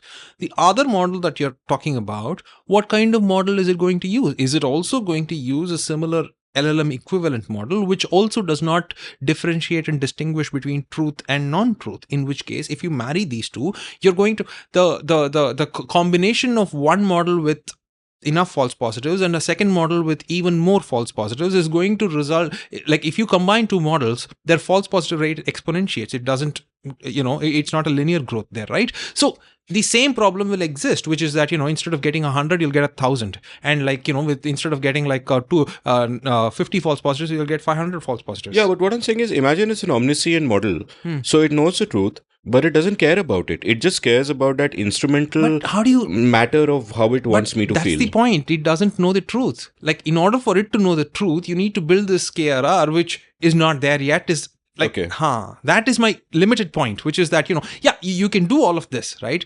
And it will spit results out which will be useful. My point is that you will be unable to distinguish, or it will be unable to distinguish, whereas you will be able to distinguish what is good and what is bad. And if, since the time of the ancient Greeks, we have known what a good argument or syllogism is. Yeah, but if it knows how my brain works, then if I'm able to distinguish, so is it. That's my point. It doesn't know how your brain works. But in my thought experiment, it does. It's getting that what information. Is the model that you're using there is the question, right? Like, so are you using some version of, LLM or let's say some neural network model, right? So it basically spits out something. Neural network models, by definition, do not know what they're spitting out is right or wrong. They're just like spitting out based on what they've learned, right? And what you're doing is you're marrying model A with model B. The product of that is going to be A.B or A cross B or whatever you want to call that, is going to have exponentially more false positives than either one of them individually. That is my limited point. Fair enough. I think the spirit of the thought experiment was somewhere else, where it was actually seeing a computer as being omniscient. So we're not, See, that is the point or problem that I have when technology crosses over into general culture, which is that this idea of omniscience suddenly becomes it's a jump I am unable to make because I do this for a living. So it's no, fair enough. Yeah. I think the interesting thing about thought experiments is that it can help you think out of the box by taking you out of the box a little bit. So obviously, in and of itself, omniscience is impossible. But having said that, it's an interesting way to... But if your point is, in areas where truth doesn't matter, it doesn't matter what you have to say either, and therefore why not do that? Fair. No, but I get your point also about judgment, that, it can churn out 5 stories, but I might think one of them is good, you might think another one is good. It doesn't have any judgment of its own. And even our judgment is, flawed and conditioned and Exactly. biased and all of that. So what are we to do? Which is why smut. Which is why. No, but the same problems arise. How will it know what smart is good? But exactly, But over right? a Like, period of time, it will figure out people what. are willing to read a lot more smut and No. So one thing I've noticed about ChatGPT is that it produces bad writing in the sense of tons of cliches, abstract instead of concrete, a lot of tell don't show, and especially the erotica that I've gotten it to write. I'm not going to read anything out because I hope family audiences listen to this and I would like it to continue. But a lot of it is just cliche tropes. And then you realize that we are actually conditioned by now to react to those cliche tropes in those cliched ways, which is sort of. So let's again go back to, you've done your electrical engineering and you have this. It was called electrical and computer engineering back then, but yeah. Huge apologies. Yeah, you were doing machine vision and all of that. Did you enjoy it? I don't know the answer to that question. Sure, why not? You did not enjoy it, I guess. I did not enjoy it. Yes. Yeah. And what was life like in the US? So like moving from Madras, from a middle class family, like you said, where you have a particular kind of ethos and all that. What was it like adopting there? Because I guess those same anxieties spring up again. You want to fit in, you want to figure out who you are. Yeah. The nice thing about that was I had no money to sort of explore the United States, and therefore I had to live in my cocoon of not out of choice but out of necessity. So if you're a poor Indian grad student, and I'm talking about the early outies, right, like 2002 is when I went to grad school, we had no money. So what, like, your idea of a Friday night was doing the same things but a lot more slowly. Was your decision to come back not just a question of practicality or, sort of trade-offs that you weigh against each other, but also an ethical choice? Yes. Explain. The H-1B visa. I thought the idea of letting capitalism dictate my political dignity was problematic. Why the term political dignity? Because I had to keep my job if I were to continue living in that place, which then means that the late capitalist order had a say over my political dignity, and I found that problematic. So you decided to come back for that reason? Probably the biggest reason why. And was there also, in that same ethical reasoning, was there also a component of your owing something to your society or to Madras or to...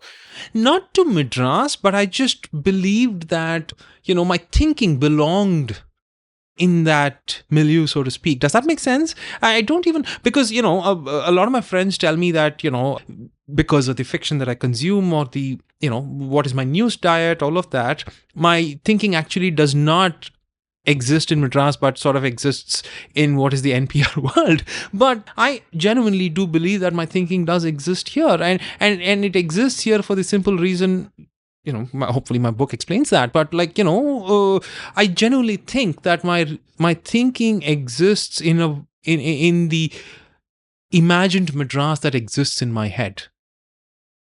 Right? A Madras where intellectual validation and the idea of pushing thought forward, and the Madras where this entire Dravidian movement came about and the entire political firmament thereof, and the fight for states' rights and all of that.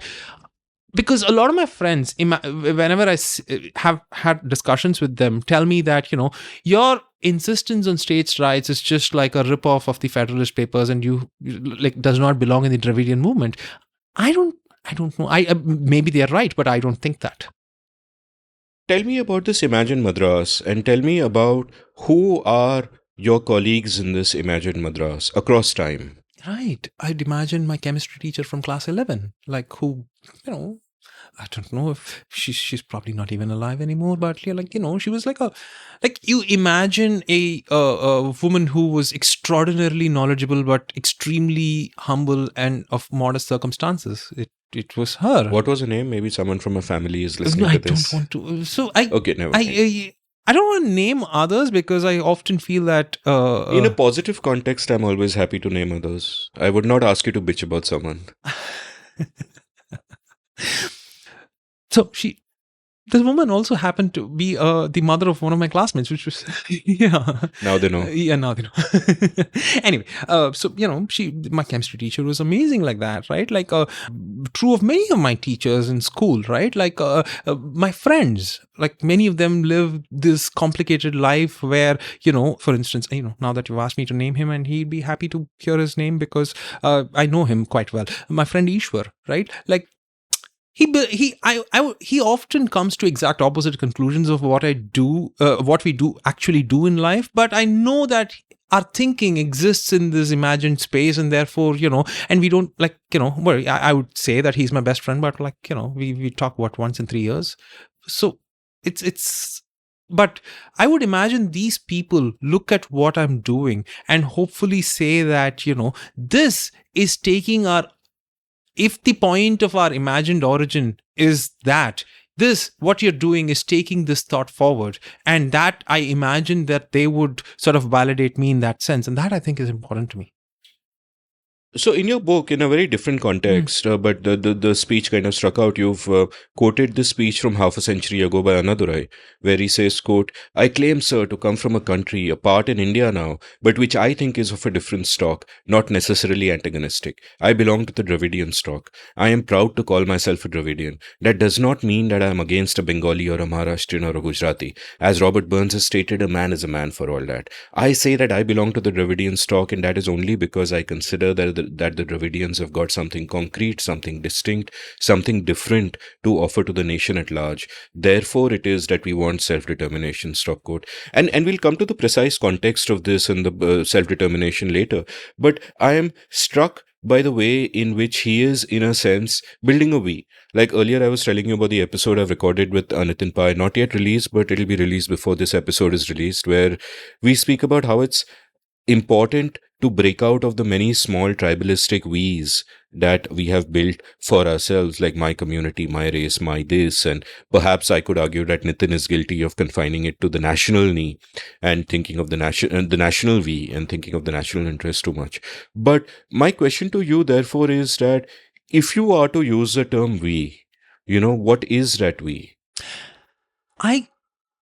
Like we have discussed in the past, my view of the world I don't generally imagine a we, but if I do imagine a we, it probably has my chemistry teacher and my best friend and these people, or, people in my office who are all fellow data scientists, or, that's about it, right? Like, because I do not particularly think of myself as... And are these we's then we's of circumstance, in the sense one circumstance is you and your chemistry teacher and your friend are in a particular place at a particular point in time.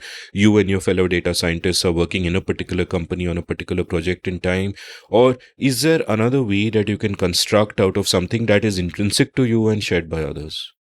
I want to imagine that we is atomized post-enlightenment, and that it is atomized for a very good reason, in that the opposite of that is deeply problematic. The atomization is also problematic, but it is less problematic than what came before it, and therefore I'm happy to sort of not have that we. But I understand where you're coming from, in that civilization has always existed predicated on that we, right?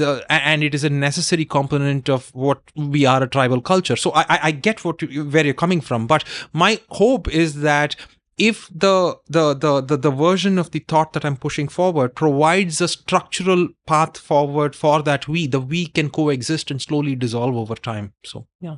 Yeah, I mean, so I'm just kind of thinking aloud, and therefore this may be a bit sort of incoherent, but I mean, I also obviously am sort of an enlightenment child, intellectually at least, and I think of everything in terms of the individual, and I think most of the time we's are toxic. Now, this atomization is desirable at the level of individual rights and autonomy and freedom and dignity and all of these things, that people contain multitudes. You never want to put a person inside a box. You always want to respect them for being complex individuals and respect their rights for that reason. At the same time, the level at which atomization is a problem is that is the human instinct that you need to belong. You're not away from the world. Like, there's this lovely phrase that Sugata Srinivasa Raju used when he was on my show, where he spoke about rooted cosmopolitanism. And obviously that describes him perfectly, but it got me to introspect and think that I'm kind of deracinated in a way, that I am cosmopolitan, I am not rooted, and I feel that as a loss.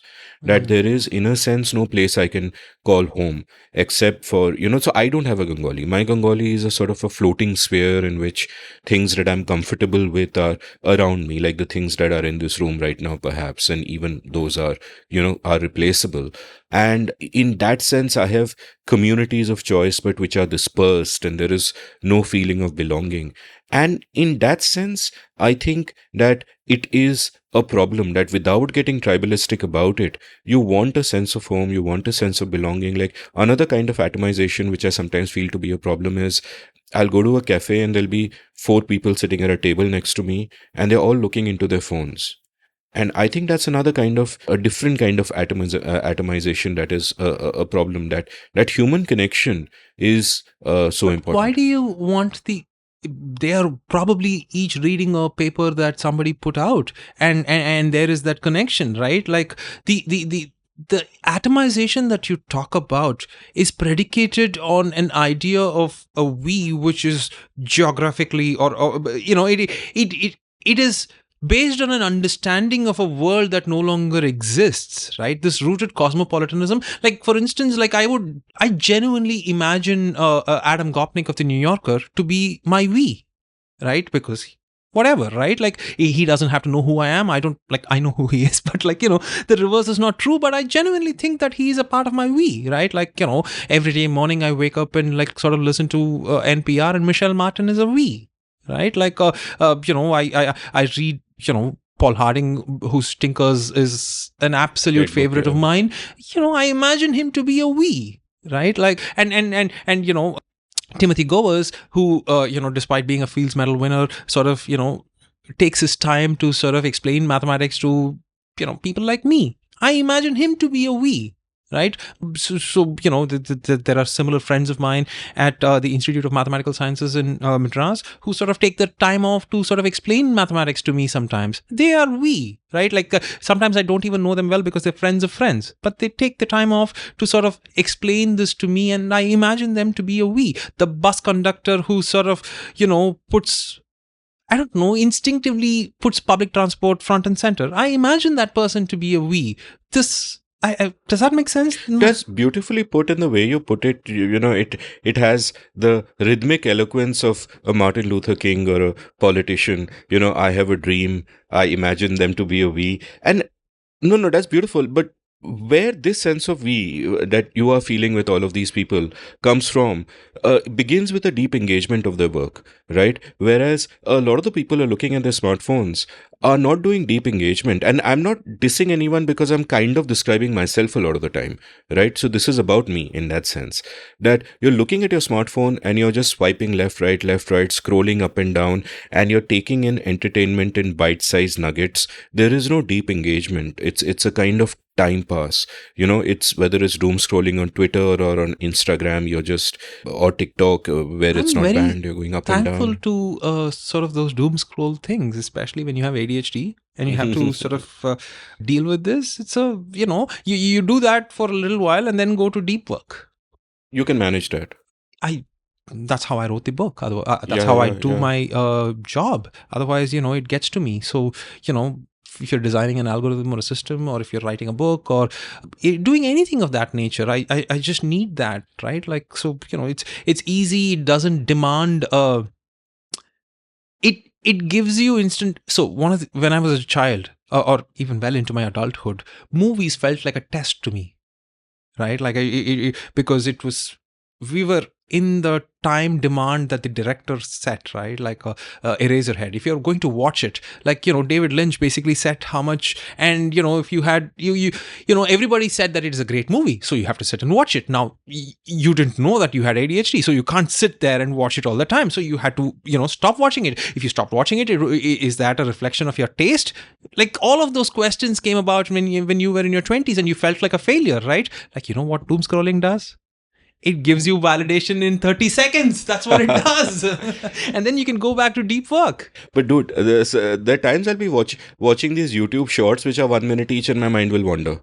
and then it'll start again, and I won't know it has started again because it's just on that kind of. But once you realize that, Yeah. hey, I'm doing this, it is a sort of a trigger for you to go back to work. At least that's how I did that. How did you deal with it? Because I imagine that you go through that initial phase where there is stuff that you don't do and you feel inadequate or bad that you don't do it. You wonder if something is wrong with you. You gaslight yourself in a sense.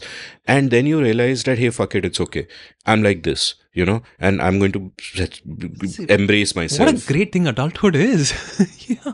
Because when you were younger, you did not have this luxury of saying it's okay. Yeah. Right? But it's not like you turned 21 and became an adult and it suddenly happened. Yeah, I had to be 35 to sort of do this. Yeah. Tell me also, since we are, before we go into the break, since you brought the subject of deep work up, and that's something I struggle with as well, of just being disciplined and, getting work done. Like in theory, I know that you have to build habits and you have processes matter, goals don't matter, and these are the ways in which you do it. I know all the theory. I teach all the theory. But when it comes to myself, I find that for much of COVID, I did what NYT called languishing, where there's so much stuff I want to do in my writing and whatever, but it's just so hard to find the discipline. It is so easy to say, okay, one more game of chess I'll play. I play a lot of bullet chess and so on. I'll play one more game of chess. Do you as well? Yes. Okay, so see, it's a way to deal with ADHD. Clearly. Have you tried any of the variants? No, I haven't. So another thing that I'll tell you, I measure my anxiety by how well I play chess.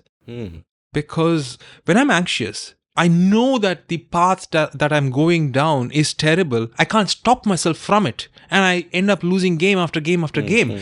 And when I'm sort of recovered, it's like remarkable. I sort of, I just win. Like, what is this? So on that note, and it's playing chess the way that I do, which is for time pass and that no desire to improve, right? So what I know in terms of openings and I know nothing else and I'm just playing by feel. The good part is that it then suddenly becomes a way to measure how clearly you're thinking. So when I take, on the days when I take modafinil, such as today, for example, which is a cognitive drug, it just helps you think really clearly. Or when I'm on a keto diet, my ELO rating on chess.com goes up by 100, 150 points. And if I have carbs on a particular day and get off ketosis, boom, it'll drop 150 points. If I'm sleep deprived, it'll drop 150 below my usual level. And I find that very, I mean, do you find the same kind of thing? Yes. Remarkable. In fact, not to bore you with my there is anxiety which is kind of sort of related to family life, etc. Right? Like, and when I'm away.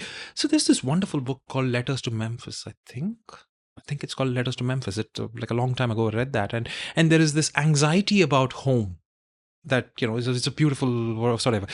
When I'm at home, there is this anxiety about home which is indescribable, but there is anxiety about home, and my chess rating suffers.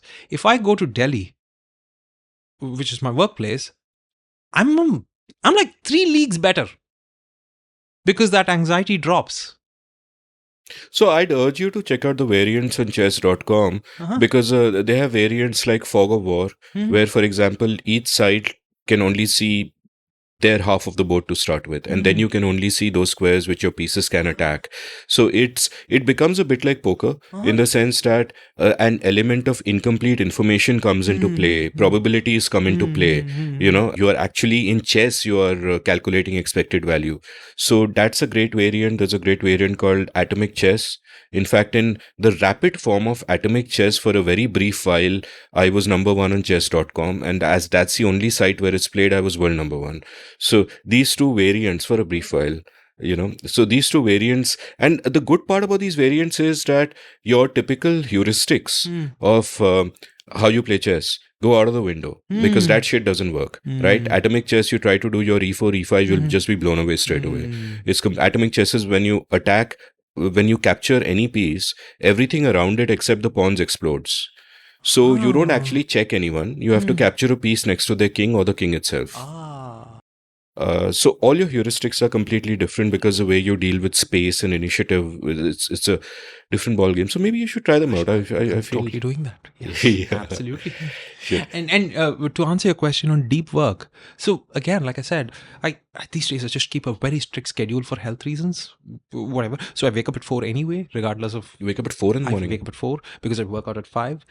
So I have to go to that place. So whatever. So 5 to 6 I work out, and then I come back and do very whatever, when 9 o'clock status meeting starts, right? When I was writing this book, I sort of didn't work out all that well, and so used that time to write, because I cannot write later in the day. My brain is just useless.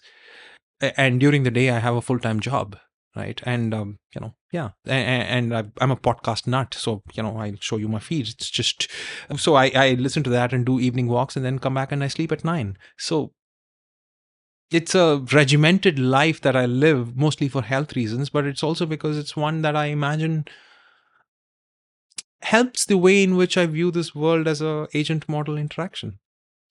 Wonderful. So let's take a quick commercial break, Sure. and on the other side of the break, we'll talk about Sure. your book. Long before I was a podcaster, I was a writer. In fact, chances are that many of you first heard of me because of my blog India Uncut, which was active between 2003 and 2009 and became somewhat popular at the time. I love the freedom the form gave me, and I feel I was shaped by it in many ways. I exercised my writing muscle every day and was forced to think about many different things because I wrote about many different things. Well, that phase in my life ended for various reasons, and now it is time to revive it.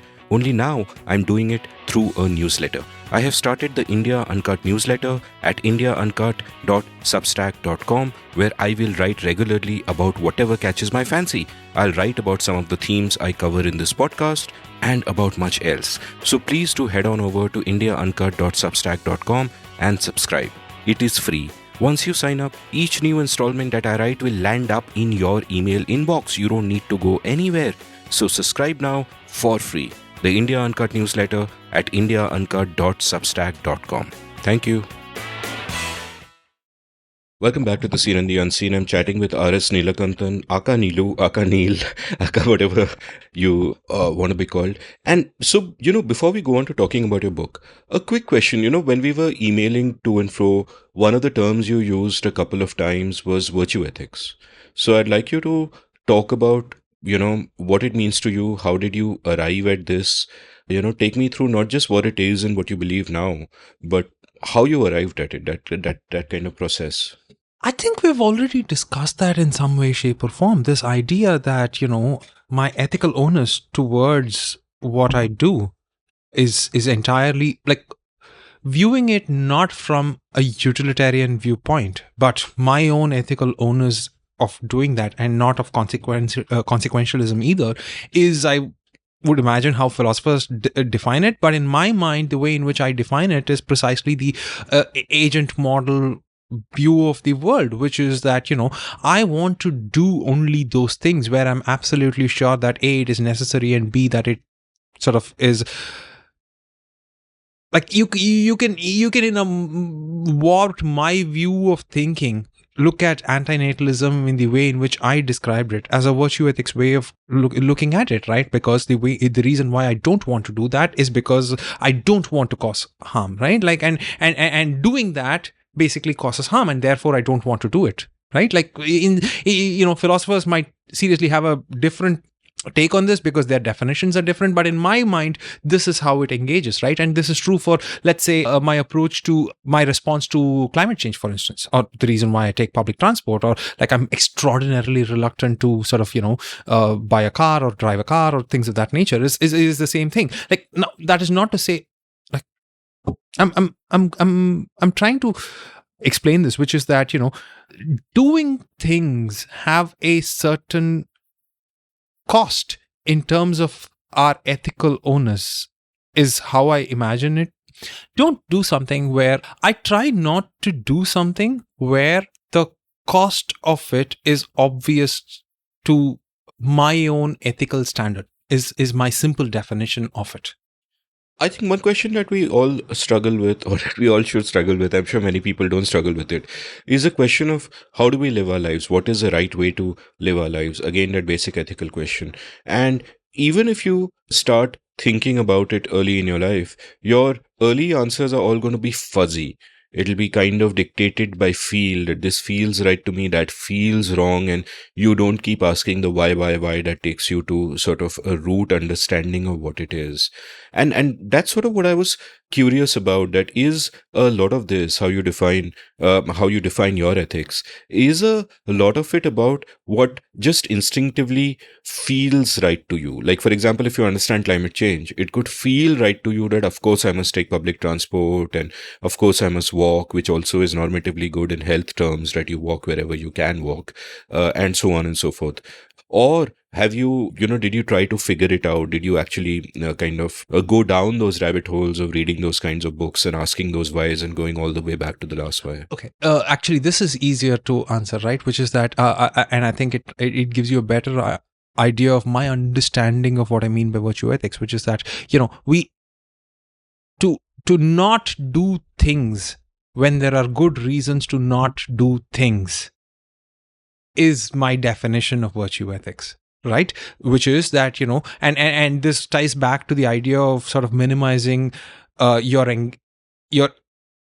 the agent model interaction of the world, and sort of minimizing your impact or imprint on the world, so to speak, right? And in that, if there is enough literature in the world to basically tell you that, the climate change is about 3 to 6 whatever degrees most likely, and that, and on top of that, you can just see outside that, using a car is likely theft of public space.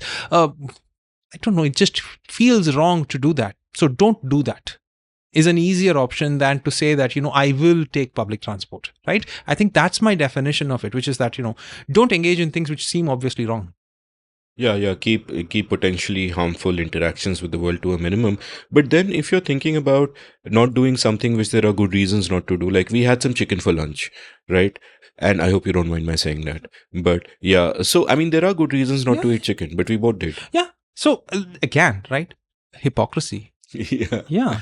And such is hypocrisy. Sometimes you do what you Sometimes, have to do. yeah. Like, for instance, I very often take vacations, right? I've flown all the way to Peru, right? Like, it's an extraordinarily carbon expensive thing to do, but I do that because I sort of in my head trade off the idea of fighting climate change now versus expanding my understanding of the world. I value the latter to the degree that I'm willing to afford carbon expense and therefore rationalize it in my head. Yeah, So before we get to the book, tell me about like earlier you spoke about how part of your purpose, the way you defined it, was to expand civilizational thought.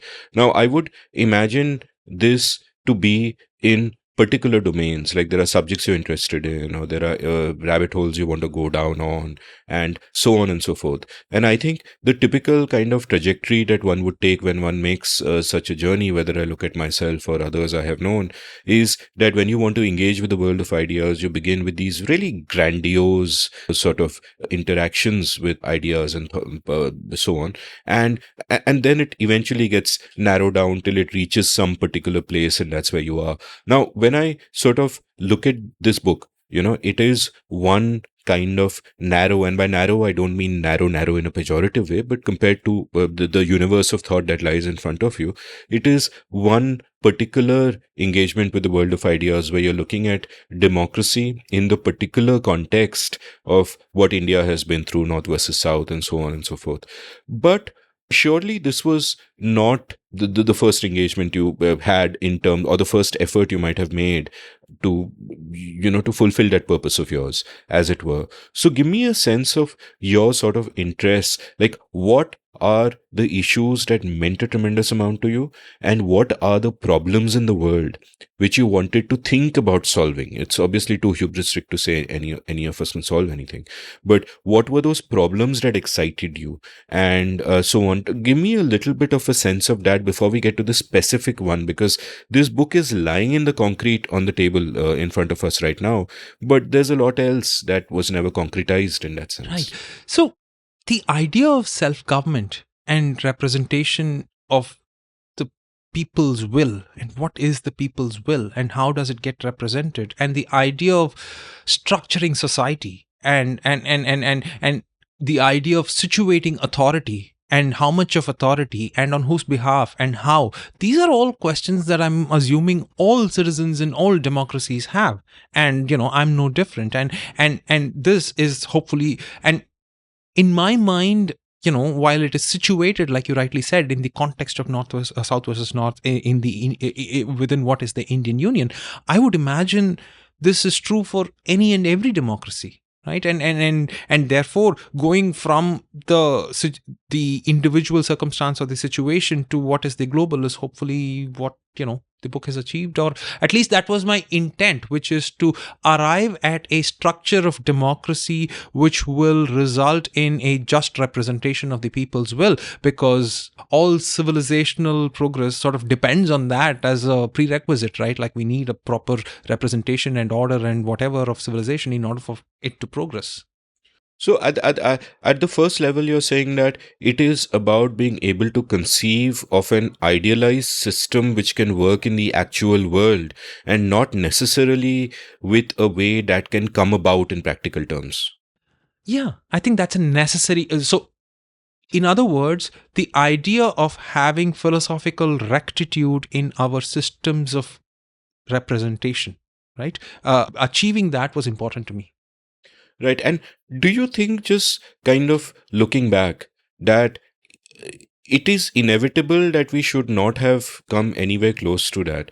That many of the directions we have gone down on are, in a sense, inevitable and ordained in a different kind of way. For example, there are, one of the themes of the book, of course, is the different sort of centralizing impulses that come. Now, you talk of this early centralizing impulse, which is, when we are born, our founders, as it were, do not know if the center is going to hold. So therefore, the whole country could just split apart. In fact, those sort of 3 years from 1947 onwards are a kind of fast-track colonization done by our founders, where what the British took a couple of centuries to do, they're trying to put it together in just a few months through all kinds of shady means, and they eventually kind of manage. And obviously, the thought there is the whole project could fall apart at any moment. So there is one kind of centralizing impulse happening at that point. There's another kind of centralizing impulse that comes from the nature of the state itself, that power corrupts, and absolute power corrupts absolutely, as Lord Acton supposedly said. I think even this is apocryphal. But then and therefore the nature of the state is always to consolidate power into itself, which essentially means that unless you are sort of decentralized right at the beginning, you're never going to move towards decentralization. You can only possibly move away. And therefore that would indicate that the place where we are today, where power is centralized to an extent that it should not be, where the states are getting weaker and weaker, is, in a sense, it was always going to be this way. And I don't mean to be fatalistic or say, be deterministic about it, but I'm looking at it as a combination of the circumstances of the time, where, just the historical circumstances, that anybody in the position of our founders would have wanted to centralize power, and their notion of India would have been the notion of the colonial India, as it were, and therefore they would not have been able to conceive of it otherwise.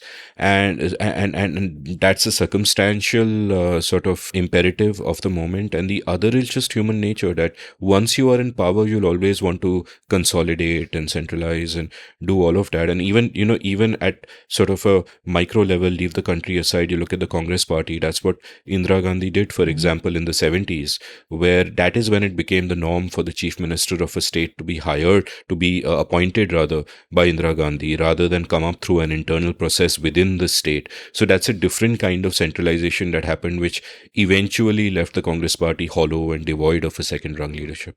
Sure. Like, that the founding fathers, such an American term, founding fathers. I kept saying founders because that's what the media diet that I have does to me. Anyway, our elites who were lucky to inherit the reins of power, as it were. So, they acted in good faith. Right, they believed in something, like Ambedkar and Nehru and Jinnah. They basically acted in good faith towards their own ideas. And if at the end of the day Ambedkar and Nehru won out and Jinnah and Mountbatten did not, Narayani Basu has written a wonderful book where she I have an explains episode with her. explains the Mountbatten Plan, right? Like, anyway, so the VK Menon Plan won out, and anyway, Nehru and Ambedkar, kind of their version of it won, and we had the state that we had, which just now sort of increased its whatever, right? Fair. I don't deny that. But the point I'm trying to make is we, as stakeholders of that state, just like they acted in good faith in their time, it is incumbent upon us to act in good faith in our time and arrive at new structures for ourselves, right? Like that a good solution for any one point in time, or an inevitable solution for any one point in time, or acts of good faith in one point in time does not preclude us from doing the opposite at a different point in time. So that is the reason why I want to reinvestigate what the Indian Union is, propose alternative arrangements thereof, and you're right, like what this is, if it anything that gets formalized and gets sort of power by itself is going to get quote unquote corrupted over time. It doesn't even like that. That's the nature of power, like you rightly said, right? Like, and therefore, in a century's time, if this gets formalized, like, somebody else would come over and give alternatives.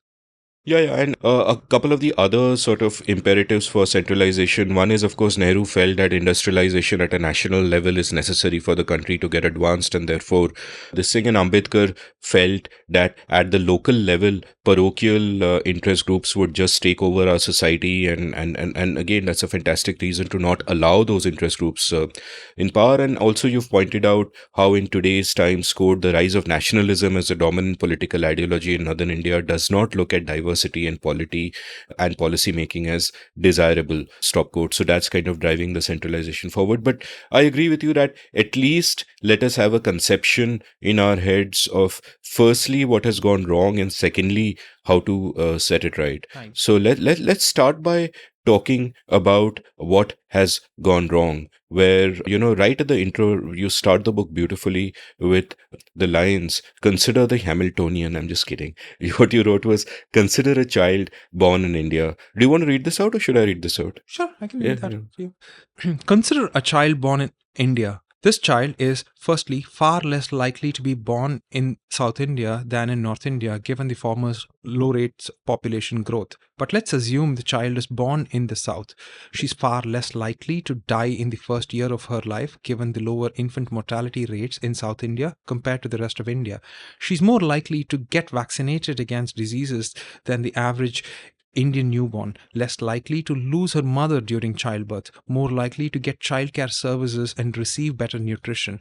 She's more likely to celebrate her 5th birthday, more likely to find a hospital or a doctor in case she falls sick, and more likely to eventually live a slightly longer life. She will also go to school and stay in school longer. She's more likely to go to college than her contemporaries elsewhere in India. She's less likely to be involved in agriculture for economic sustenance and more likely to find work that pays her more.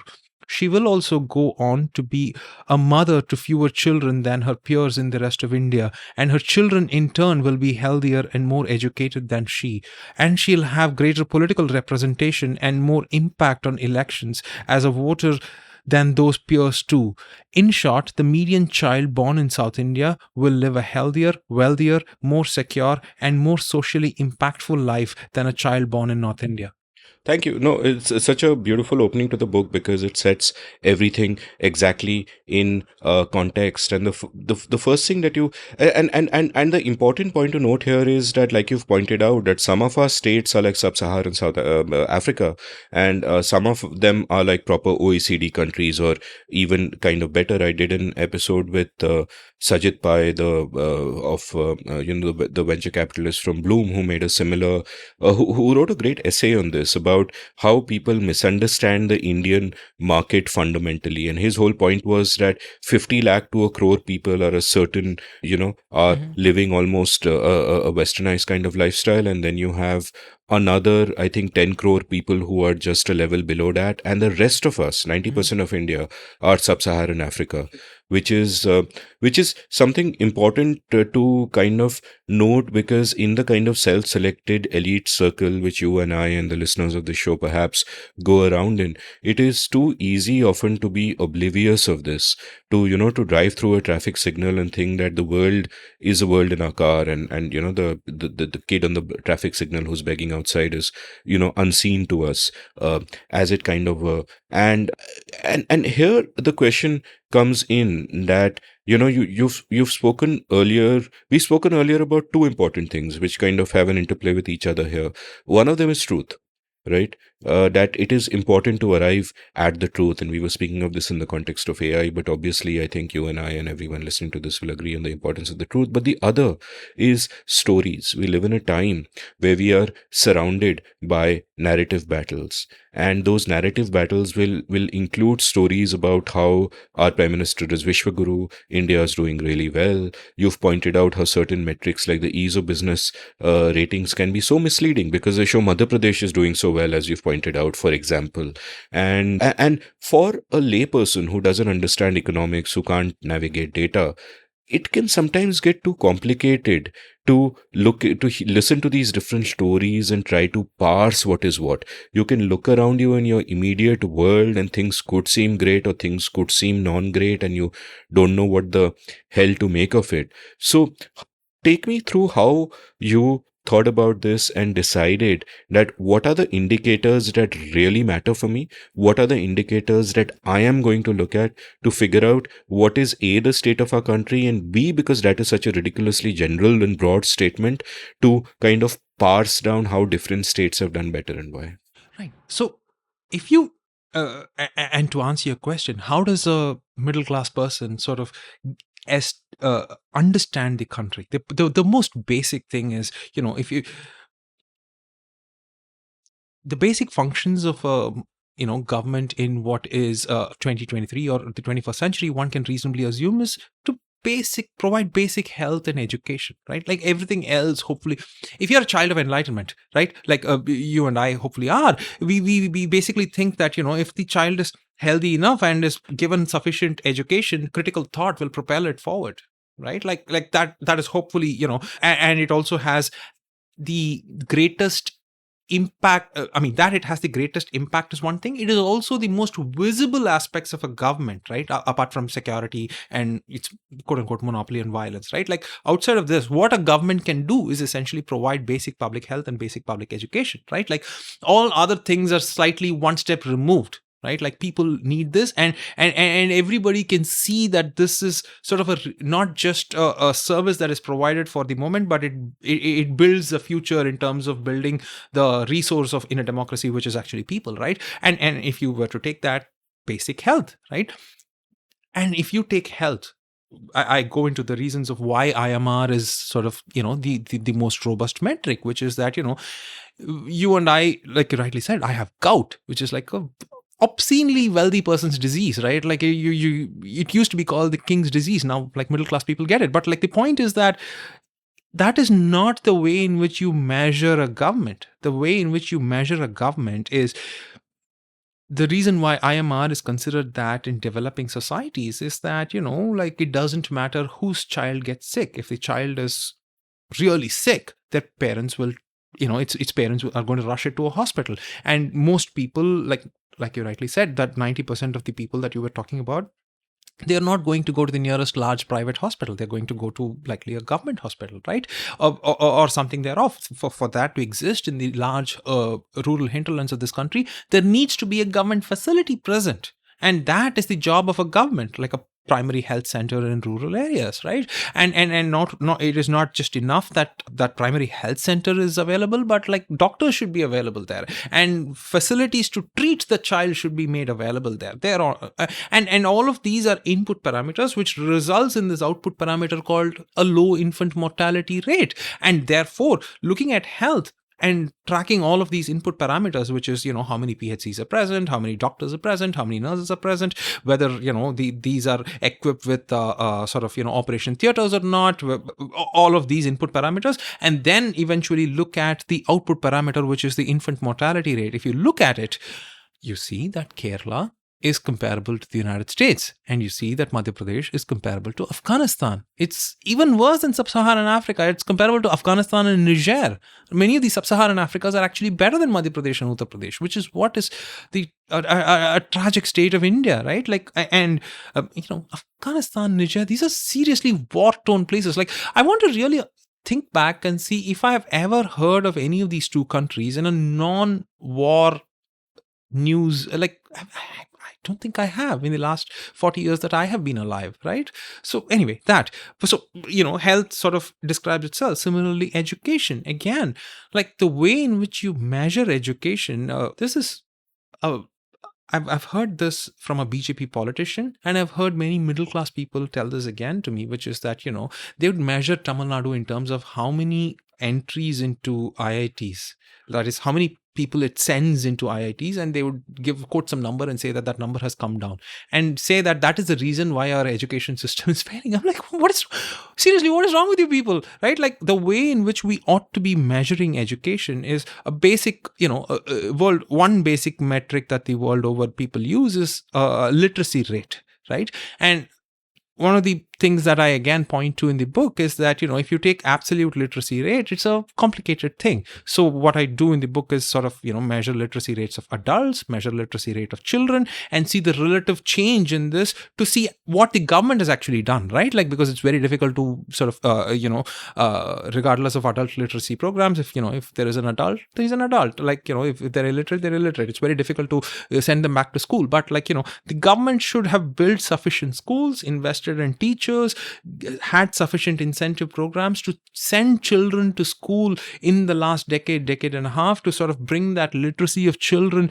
close to 100%. And that is how we should measure literacy rates. And the easiest way to do this is to measure the difference between the sort of, people who are 80 plus and people who are under 15, and see how this movement has happened. And if you see that southern states have done remarkably well, right? And northern states have sort of not done that well. And then there is West Bengal, which is a weird case. So we will leave that aside. And then once you sort of move past literacy, how do you achieve this is just by the ability of a state government to enroll children into school, which is what the gross enrollment ratio is. And that has a whole series of ways in which you sort of do that, which is, in Tamil Nadu, the famous example is that of the midday meal scheme. It's, it was in its time called the most fiscally profligate idea ever. Like, populism on steroids was what it was in its time. But the proof of that pudding is that it has been the most remarkable thing in that Tamil Nadu now has a gross enrollment ratio at the higher secondary level, which is greater than Kerala. Right? Like, Tamil Nadu was indistinguishable from northern India about 50, 60 years ago. Right, in terms of gross enrollment ratio, it wasn't as it was basically the same, it was indistinguishable. But at the effect of proper government, of building its schools, of investing in enough teachers, having this midday meal scheme, is that it's done better than Kerala in terms of gross enrollment ratio, which is the most important input metric, right? And you can also see the same thing true for a gross enrollment ratio in higher education, which is colleges or equivalent, right? So once a government does these two, that is health and education, reasonably well, that is, has its children who are born firstly alive and then have reasonable care, and send those children into school, and does not make sure that those children do not drop out of school, and sort of at least over half of them in the case of Tamil Nadu go to college. If you have this overall pipeline and infrastructure and system set up, it's a reasonable society. From that point forward, you can do second order government things. If you don't have this, like, what are we doing? Like, you consider Bihar, for instance, its gross enrollment ratio and higher secondary level is like 29%, right? Like, more than 2/3 of the children are not going to school in a school going age at a high school level, age group. This is a disaster, right? Like, if you have such a system, it doesn't matter what economic policy you have. You're always going to sort of be in deep trouble. And anyway, so that's kind of, what I Yeah, lots that I want to double click on, but first, just thinking aloud what you said about that ridiculous argument you said you saw this BJP politician made about less people from TN are getting into IITs. I did an episode on education with Karthik Muralidharan, which in fact is Oh, I sort read of him. Yeah, he's brilliant. Yeah, yeah. I've done episodes with him on education, healthcare, and state capacity, and they're all great episodes. And in the episode on education, he sort of said something very interesting, which gave me a nice frame for looking at education system. Where he said, what our education system is good at is not teaching but sorting. Yeah. And that's what your IIT entrance exam will do. That, you have a very large population of people and it'll sort out the brightest among them. Yeah. But, but everything else that you said about Tamil Nadu, more people in secondary school, more people at the higher thing, there is a sense that hopefully they're also learning something. It's not just about sorting. So that sorting parameter alone is, perhaps sort of a bit misleading. Also, for my listeners, you mentioned IMR. That, of course, means infant mortality rate. That is a number of kids who die per 1,000, right? A number of children who die per 1,000 before the age of 1. Before the age of 1. And you've pointed out that India's IMR was 32 in 2018. So that's 32 kids dying before the age of 1 out of every 1,000, which ranks India alongside Kenya, Eritrea, and Senegal, and much worse in Syria, which is only 14 kids. Yes. And Iraq, which is 23. But the much more interesting stat you give there is of the disparity between states, where you point out that Kerala has an infant mortality rate in 2018, when all this data is from, of 7. Right? While the US has 6. So Kerala doing, as good as the US in a sense. Tamil Nadu is doing okay. It's an IMR of 15, which puts it in the upper middle income country wala group. And then Maharashtra is 19, Punjab is 20, West Bengal is 22, Karnataka is 23. Madhya Pradesh has an IMR of 48. Right, and there's kind of and that's like in Niger and Afghanistan, as you point out. Now, similar disparities with life expectancy, where India is 69, but Kerala is 75 and UP is 64. I think there's a difference of 11 years in between them. And you've used other kind of data like infant mortality before the age of 5, where you see India doing really badly as a whole, but forget the whole number. The similar disparity between states, where Kerala is doing really well, Tamil Nadu is okay, the rest are sort of looking horrendous. You've looked at statistics for stunted growth in children, and it's a similar kind of thing happening, right? So the first question I want to do as we drill down on this is why? So the answer to that is very simple, right? Why do children die within the first year of their birth? It's if you have sufficient antenatal and prenatal care, that is, if you care for the pregnant woman, and if you make sure that enough of your deliveries are happening in institutions as opposed to at homes with midwives, your IMR goes down dramatically. It's well established, right? And for a couple of generations now, like Kerala was always doing a relatively good job of this because they've always had like high literacy rates. Tamil Nadu did not have those high literacy rates a couple of generations ago. The way in which it achieved that was it sort of, it did a few things. One was it incentivized women to go into hospitals to deliver babies, which now the union government has copied, and I don't know what they call it now, but it used to be called Dr. Muthulakshmi Reddy Thittam in Tamil Nadu, which then was copied in neighboring Andhra Pradesh as well, if I'm not wrong. But the union government has copied that on a nationwide level, which is problematic. But so you incentivize women to go deliver their children in hospitals, those primary health centers, right? And equip those primary health centers to deal with pregnancies and childbirth and whatnot. And if it goes to an extent that their small operation theaters are unable to deal with, have a proper system where referrals to tertiary care hospitals are instant, immediate, etc. And more importantly, in the early 90s, what Tamil Nadu did was they engaged a series of nurses at the village level, where they would go and note down. If you should, I encourage all your listeners to go to a PHC in an obscure village in Tamil Nadu and open their register and sort of see this, right? They would have every single woman of reproductive age in that registry, and they would basically, it's probably like some version of privacy invasion, but they do that, right? Like, even if somebody marries and comes into that village or like goes out, whatever, basically the point is that they note down everything to the props when their pregnancy began, like all of those details. And then since the time that their pregnancy began, they basically then go in and give them antenatal care, 4 injections. Like there is data for how many of these women get 4 injections, right? And how many antenatal care visits are happening, right? Like all of if you care sufficiently for the pregnant woman, your IMR automatically drops down, right? And if you care sufficiently for the pregnant woman and that woman delivers her baby in like a proper facility, the IMR automatically drops down quite significantly, right? And the biggest reason why Tamil Nadu and then followed by Andhra Pradesh and Karnataka, they have achieved this is basically this. If you look at their institutional delivery rates, they're close to 100%. And that is the reason why they have low IMR, right? And if you look at the equivalent number in the Indo-Gangetic plains, which is Uttar Pradesh, Madhya Pradesh, Rajasthan, Bihar, like they're all pretty bad. And if you do not, and if you look at the number of antenatal care visits that these women get, they're all pretty bad. So if you do not care for the pregnant woman who's already less educated, given that their overall literacy levels are low and their female literacy is even lower, and then, the woman is already kind of not unlikely to be literate in the first place, and then she goes on and gets pregnant and she gets no health care, and then she delivers her baby in her home with a midwife, what do you expect will happen? The child is going to die, right? Like if we live in sort of 19th century, this is what happened in 19th century Europe. We are living that in the 21st century. We are going to have 19th century IMR rates.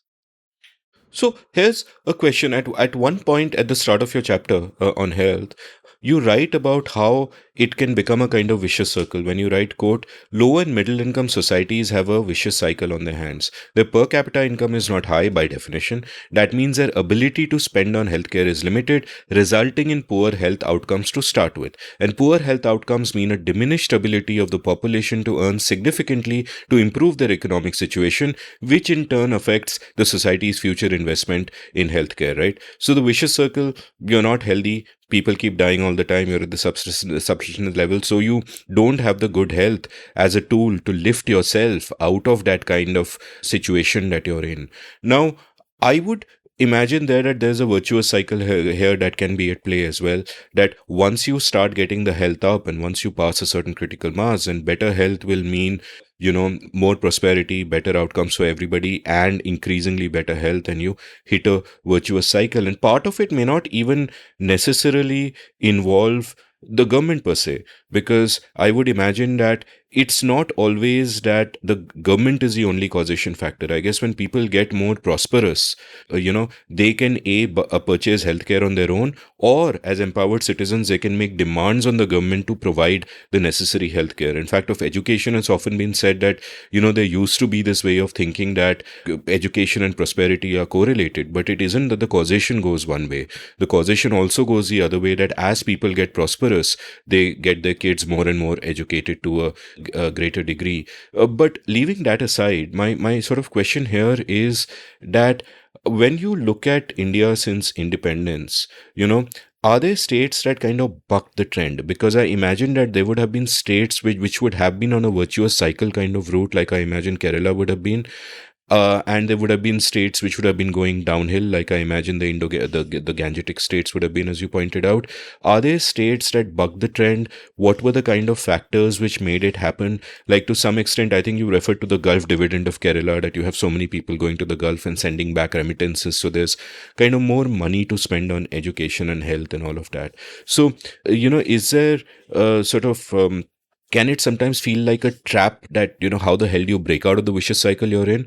And what are the sort of examples of movements in different directions happening in India? Like, I think you've pointed out about West Bengal, that it actually went downhill since independence. Right. So West Bengal is a weird state, and I don't know what's happening with it, right? Like, so beyond my understanding. But to answer your question, I think it's very useful to compare the I list this in the book. It's called Improvement in IMR 1981 versus 2018. So you look at 1981 data. So if you look at that, Tamil Nadu was like doing worse than even its southern peers, right? Like it had more children die than Karnataka. It had more children die than Andhra Pradesh. It had more children die than Maharashtra. So classic example of a state suddenly doing much better than what it was earlier, right? And right now it has only Kerala to catch up to. It's like, so Tamil Nadu used to be like 9th or 10th in terms of that ranking. It's now like number 2, right? Whereas and the answer to that, how did it achieve? We've already discussed that, which is that an extreme focus on like just achieving this, right? Now, to answer your other question, which is that how does prosperity in general affect health, right? We see this in two ways. In general, it is true that, and I draw that regression chart in the book as well, which is that, in general, it is true that slightly more prosperous states have a lower IMR, right? But there are a few states that stand out. Consider Haryana. It's doing way worse than, for a prosperous state. It's a relatively prosperous state in India. It's one of the richest states in India, and yet it's doing terribly relative to its level of prosperity in terms of its IMR, which then points to sort of extreme inequality in that state and, relatively low levels of actual functioning of the, if you assume that care-seeking behavior is a constant, right, and you don't want to essentialize that, then what happens is this reflects a lack of availability of services, right? And you could argue it could be private, it could be public, but the point is that there is a lack of availability of services. And if there is a lack of availability of private services, it's incumbent upon the government to then step in. And states like Haryana have not done that commensurate with the degree of their prosperity, right? Madhya Pradesh, even for a poor state, that regression chart, if you look at the kind of residual that it has, will tell you that even for a poor state, it is terrible. Bihar is like relatively okay for the kind of poverty that it has. But Madhya Pradesh, for the kind of poverty that it has, it does not even do as well as it should, right? Which is like deeply troubling. So, in other words, the answer to this question is that, we have states where even when you consider the fact that, they had similar starting points, and the states that have done well, some states have done even better than the others in the similar level of economic prosperity, Tamil Nadu being one, which is clearly explained by the kind of, public policy interventions on which the government did in health, right? The absence thereof in Haryana, which despite its prosperity proves that. And then if you, just not to take Tamil Nadu and Haryana as examples because these are relatively prosperous states, take Bihar and Madhya Pradesh, right? Which basically proves that, even for relatively poor states with like really, problematic metrics, one state has done relatively better off, which is Bihar, compared to Madhya Pradesh, which just means that, what is going on in Madhya Pradesh? What is going on? Because I would speculatively, just thinking aloud, the two obvious factors that come to mind is that one is there a cultural difference of some sort which is playing into this, and the other is that is it possibly in the overpopulated states that this is a problem, because as we'll discuss in detail, the voters get less bang for their vote, and therefore a public demand for healthcare among those who are savvy enough to want it may not necessarily translate into better governance. But none of those would apply to a Bihar versus Madhya Pradesh kind of scene, because your population densities would be similar, I'm imagining. Yeah. Culturally, they would be similar. So, in fact, Bihar's population density is higher than Madhya Pradesh. Exactly. And yet Madhya Pradesh does a lot worse. Why is this happening? I don't know. Are there cultural practices which result in this? I don't know, and I don't want to essentialize that. Are there working government programs and functions in Bihar which we are not aware of? Quite distinctly possible, but this is a chart that we sort of need to look at, right? Like if you look at the number of government beds in hospitals versus IMR of the state, like Bihar has fewer beds per capita than Madhya Pradesh, right? And yet it has a better IMR compared to Madhya Pradesh. Why is this happening? Madhya Pradesh has, for two poor states, it has relatively, even better facilities in Madhya Pradesh than in Bihar, and yet its outcomes are worse. I don't know why that happens. Yeah, I mean, Madhya Pradesh is 48, right? And where is Bihar? Bihar is...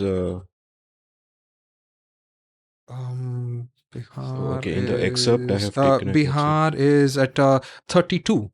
Yeah, which is such a significant difference that it's not even some kind of statistical artifact, which is, yeah, it's just weird. And it just goes on to prove that, Bihar probably has some actual government intervention programs which don't have to do with hard infrastructure, but have to do with either nurses or like just monitoring or things of that nature, so that it sort of does slightly better. And if you look at this again, right, compare Bihar and Madhya Pradesh in terms of antenatal care visits. Bihar doesn't do that well in terms of antenatal care visits of pregnant women, right? Madhya Pradesh does much better. Yet its actual outcomes in terms of IMR is, for Madhya Pradesh is far worse. So what is going on that it manages to care for more pregnant women but loses more babies? I don't know. Fascinating, but the sort of impressive figures here, of course, come from Kerala, Tamil Nadu, from the south. And there's the crux of the book, right? The central point of the book, which I think not enough people realize, is that in such a diverse country that we are practically as diverse as the world, that some places are as dirt poor as sub-Saharan Africa or worse. We are so much worse in Syria and Afghanistan, for God's sake, and so many of the parameters. And other places are actually doing pretty well, like the IMR of Kerala being practically the same as that of the US. And you would imagine that the right way to go, ideally, is that each state makes its own policies to deal with its own problems, and it raises its own taxes, or all your budgetary allocations are according to specific local problems which are identified from there, and that's how the game is played. But the problem with our structure of governance is that it is so centralized that you have the same policies, the same solutions for the entire country. And at one point you point out, quote, Southern India, for example, has seen an increasing trend of obesity and diabetes in its population. The solution to that, which is to reduce caloric intake and improve the nutritional composition of the diet, is at odds with much of what Northern and Central India are trying to solve, namely insufficient caloric intake. So you need opposite solutions, but a uniform policy dictated from the center will only cater to one of them. And of course it will cater to the north, because it is from Delhi where the whole everything is too North Indian centric, too Amit centric, as it were, as one could use internet jargon to put it. So expand a little bit on how pernicious this is, and are there concrete examples of specific policies that illustrate that? Right. So as we've discussed, the IMR is a classic example of this, right? So the IMR of, in fact, after I wrote this book in 2021, there's data which Kerala has now caught up to the United States. Even that difference of its IMR is now 6, right? Like it's equal to the United States now, and Madhya Pradesh continues to be a laggard, right? Like now,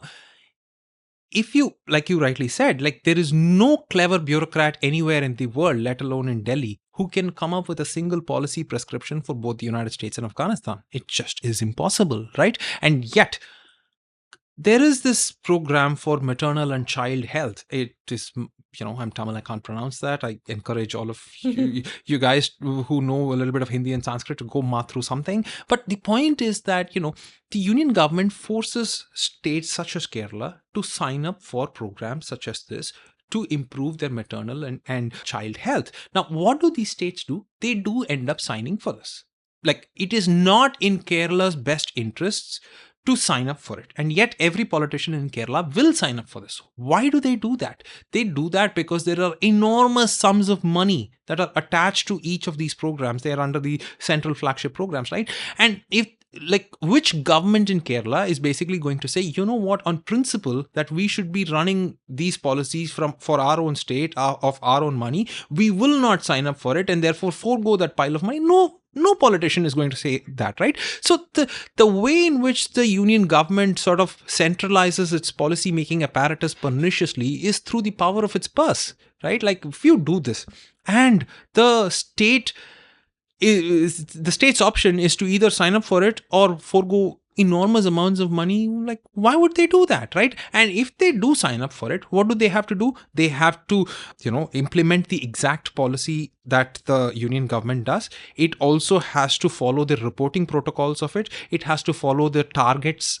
And that is, like you rightly said, it is a program and an implementation schedule that is set for what are the Indo-Gangetic plains, and it is templatized for that, and they have to be applied to Kerala, and Kerala ends up signing for it and follows that because it doesn't want to let go of the money. And so it is in a situation where it pays taxes through direct taxes to Delhi, gets a little money, but like implements like a policy that is unrelated to its needs because it's stuck in this bind. And this is true for every other policy, area in health, in education. Consider education.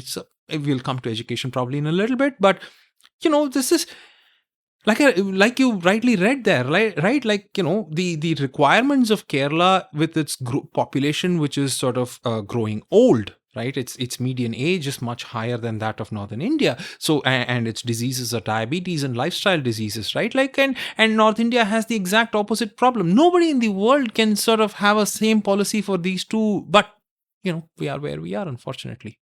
Yeah, and it sounds so funny that at a simple level, I can well imagine somebody saying that why don't you take some food from Kerala and give it to MP because hey, that solves a calorific problem. Which reminds me of the famous Bengal famine that happened in the 1940s was at a time where Punjab actually had excess grains and so on. Punjab and a couple of the North states.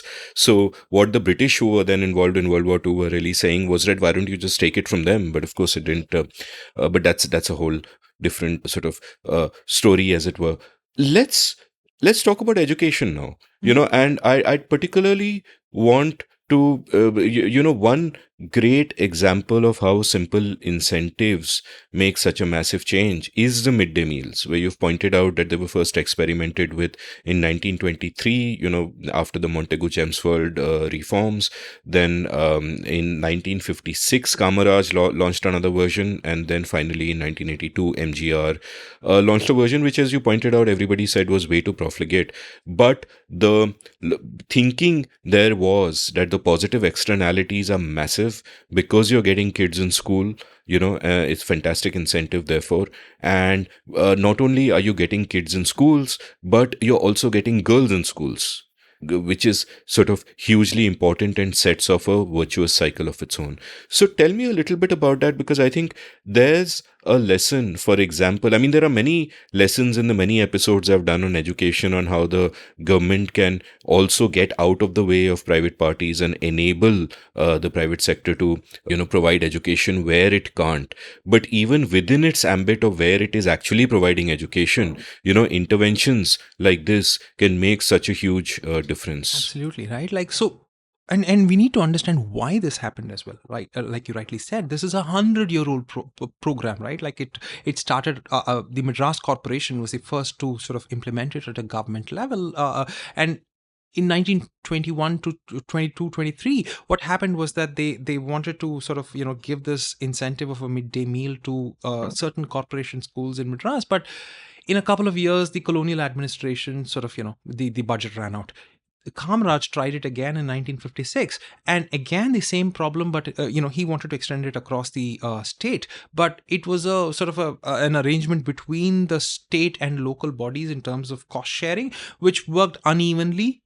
As you can imagine, some local bodies work better than the others, and because of which it again, the implementation was uneven, so to speak, right? Like, it is only when MGR basically took on the entire financial burden on the state itself and set up a separate and distinct bureaucracy to monitor this, that it actually yielded results and sort of, kept, went on that virtuous cycle, as you say, right? But what I want to point here is why was MGR able to do this is far more important than the policy itself, right? Like, if you have all the 28, 29, how many states do we have now? Whatever, you should know. I don't have to know. You should know. I think we have 29 large states, right? Like, anyway, each state, it's a happy accident that MGR came up with what he did. It could well have been a fiscally profligate policy, which was a disastrous failure, right? But the point of it is that MGR used, because it was such a enormous strain on his budgets, he increased sales tax.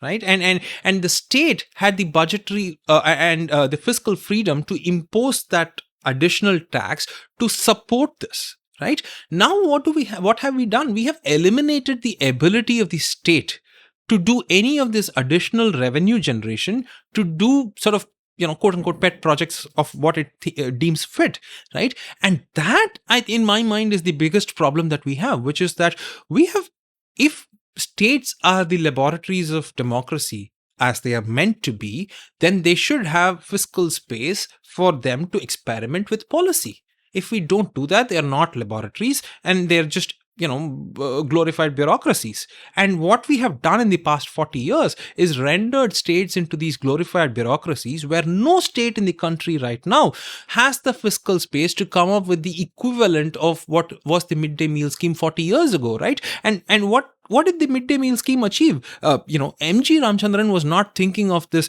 that it resulted in an increased GER, that it resulted in falling anemia levels among girl children, sort of equalized the enrollment ratio between boys and girls, then resulted in greater GER and college education, and then best of all resulted in Tamil Nadu having the highest female labor force participation, which is instrumental in it sort of moving up in terms of per capita income, right? Like MGR did not think of any of these things. He thought this was a moral objective, right? Like that the government should do this. Now, at that point, like that moral objective across these very many states, some of them could end up yielding utilitarian results as the midday meal scheme had, or it could end up doing the opposite. But the point is that every state should have this. Now, people like you might argue that it's the role of the private sector. Fair. Like let these states experiment amongst themselves and have the freedom to do that, and let people like you pressure their state government to do one thing in one state and another thing in another state, and may the best policy win. But in order for any of that to happen, states should have the fiscal space. The absence of that is what is the problem today. Yeah, eloquently said, and I'll drill down on a couple of those. But as far as people like me seeing the private sector as a sort of solution, what I keep reminding people when it comes to education is that it's not an either or. I would never say that government education band karo, it's not the government's responsibility, just let the private sector handle it. No, my thing is you get out of the way of the private sector and you continue doing whatever you can to the best of your abilities. And the best case scenario is that you might reach a situation, as you did in telecom or airlines, where the private sector does it so well that you're not required. But it is not an either or. And health and education are clearly areas where the government has to be responsible. I want to double click on a couple of one important phrase that you use, which I think conceptually it's sort of important, where you spoke of states as laboratories, sorry, my pronunciations are terrible, of democracy, right? Now, what does this mean? The whole idea here is that you have a nation, one guy sitting in Delhi won't necessarily know what the best policies are, and a policy that works in one state might not work in another. In fact, I've done an episode with Shruti Rajgopalan and Alex Tabarrok on isomorphic mimicry, which is a term that means that, you have one policy that worked in Scandinavia, so you implant it in Chhattisgarh and you think it'll work there. But the same holds true for a policy that works in Haryana not working in Kerala, or vice versa. So the whole idea of a state being a lab is you let different state governments experiment with different kinds of policies. That's why laboratories, you let them experiment with different kinds of policies. States can learn from each other. States can compete for labor and investment with each other. And it's a great incentive. It pushes everybody upwards. And that's not happening because what this centralization has done is that states are no longer independent laboratories like this. They are all satrapies, I think the word is, where a paternalistic state will, decide what is good for each state, and generally it'll be the same damn thing that they decide to be good for all states. So what I want you to do is break down the mechanism of this. Like you've spoken about sort of the fiscal aspect of this. You've also eloquently spoken in your book about the disaster that GST was, and I'm really glad you did that, and I want everyone to read that part of the book, because I feel like this becomes a losing argument these days when I argue with people about it, because they're like, GST this, GST that. Every small and medium businessman I have met has told me that it is a freaking disaster. And just principally, the problem with a GST is that while governance depends on being as decentralized as possible, so your government is more and more accountable to you, GST takes you in the other direction entirely. But with GST being one aspect of it, tell me about the fiscal system, because again, I don't think most people realize the extent to which states' independence is so limited, and they are so dependent on the center for the monies that they get. And in the case of the rich states, what they are really doing is they're subsidizing the smaller states and not getting enough bang for the buck. And this is really an important picture to paint. Right. So I think what all of your listeners should do is, whatever their state budget is, if they've not already done so, look at all revenue sources of their particular state. It's very, very instructive, because people like you and me, Is there a link where they can do that? every state government puts up Has its a- budget, yes, cool. or the PRS legislative, they put that up as well, right? So it's the point I want to make here is that consider me, and consider all listeners of this particular show. We all pay taxes, but a majority of our taxes are essentially in the form of direct taxes, or in your case, it's you pay GST. In my case, because you run your show. In my case, like wherever other indirect taxes, which are also GST, right? All of, with the exception of perhaps house tax and some other local taxes that I pay almost no taxes to my state government. Like 98% of all taxes that I pay are essentially in some way, shape or form through this. And it goes all the way to Delhi, and it gets sort of, it comes back to my state so let's understand this, right? Now, these direct taxes, and I'm sure, like, I don't know, people more qualified than me have come on your show and probably explained this, but the way in which every rupee, the government calls this the divisible pool, right? And that is what gets divided amongst states and the union. And then there is the non-divisible pool, which is cessor surcharges, which the union government sort of keeps for itself, right? Now, this divisible pool is again devolved back to the states using what are the Finance Commission allocations, right? So the Finance Commission is constitutionally mandated to basically take this tax money, the divisible pool of that tax money, and then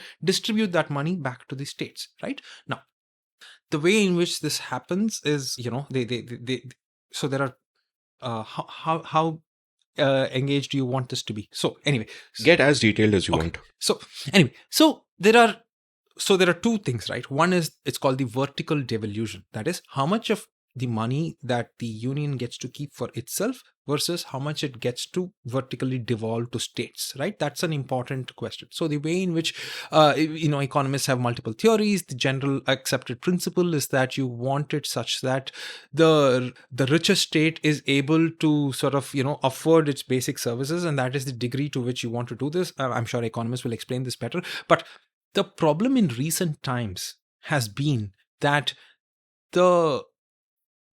so you remember in the 14th Finance Commission, what it did was we went from what was 32% that the union had to devolve to the states, we went to 42%, right?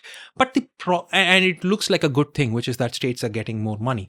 But if you look at the actual money that has been devolved to the states in terms of the ratios, you see what an absurd thing that the union government has done, which is that it has almost gone back to the 32% levels simply by virtue of collecting money as a tax from us by another name, which is cess and surcharge, right? And cess and surcharge happen to not belong to that divisible pool, because of which the union government does not have to share with it, right? So essentially, what has happened is that the union government's argument over the last 5-6 years has been that given that we are giving you more money, you should now take on more responsibility for what are central flagship programs, which are essentially programs designed in Delhi and pushed down to the states. And then they will argue that because we are now giving you 42%, you should fund significant portion of it. In Tamil Nadu, they divide states into a few categories, and some states such as Tamil Nadu, Maharashtra, the state has to fund 80% of it, while the union funds only 20% of it, right? So essentially what has happened is that in the name of greater devolution, states are saddled with greater sort of expenditure on policy that they did not design but was designed in Delhi, and roughly the same amount of devolution, because essentially the central government has, siphoned away a bunch of money in the name of cess and surcharge. So that's the problem with vertical devolution. In terms of horizontal devolution, what happens is that, there are, so if you look at 2010-11, before the 14th Finance Commission was, in vogue, at which point the overall devolution was only 32%, the overall union transfers as a percentage of gross tax revenue to in 2010-11 to states was 62.1%, right? Now, in 2020-21, when the devolution is supposed to have increased from 32 to 42%, it's actually gone down to 59.7%. Right? And that's because of this jugglery that the union government... Like I think you mentioned the cesses went up from around 10% to 20%. 20%. Yeah. So in this period, in this exact period where the devolution has increased from 32 to 42, cesses went up from 10 to 20%. It's like, I don't know why we allow this to happen, but yeah, we do. So anyway, and I also want to sort of, before we go into horizontal devolution, I want to make one more sort of point very clear here, which is that all union governments, it's not the current incumbent government, all union governments uniformly argue that there are greater responsibilities for the union, and they generally say that we are responsible for defense and national interest and whatnot. If you look at their overall spending on defense, again, from 2011-12 to 2020-21, it's actually shrunk, right? And while they have taken more money for themselves, the most significant argument that they put forward as the reason why they need more money, that particular argument has, that particular bucket has shrunk. So it just makes absolutely no sense. And if you see the area where they have increased their expenditure, it is on the revenue side, which essentially goes to all these flagship programs which are spent on state subjects, which the state should be spending, right? So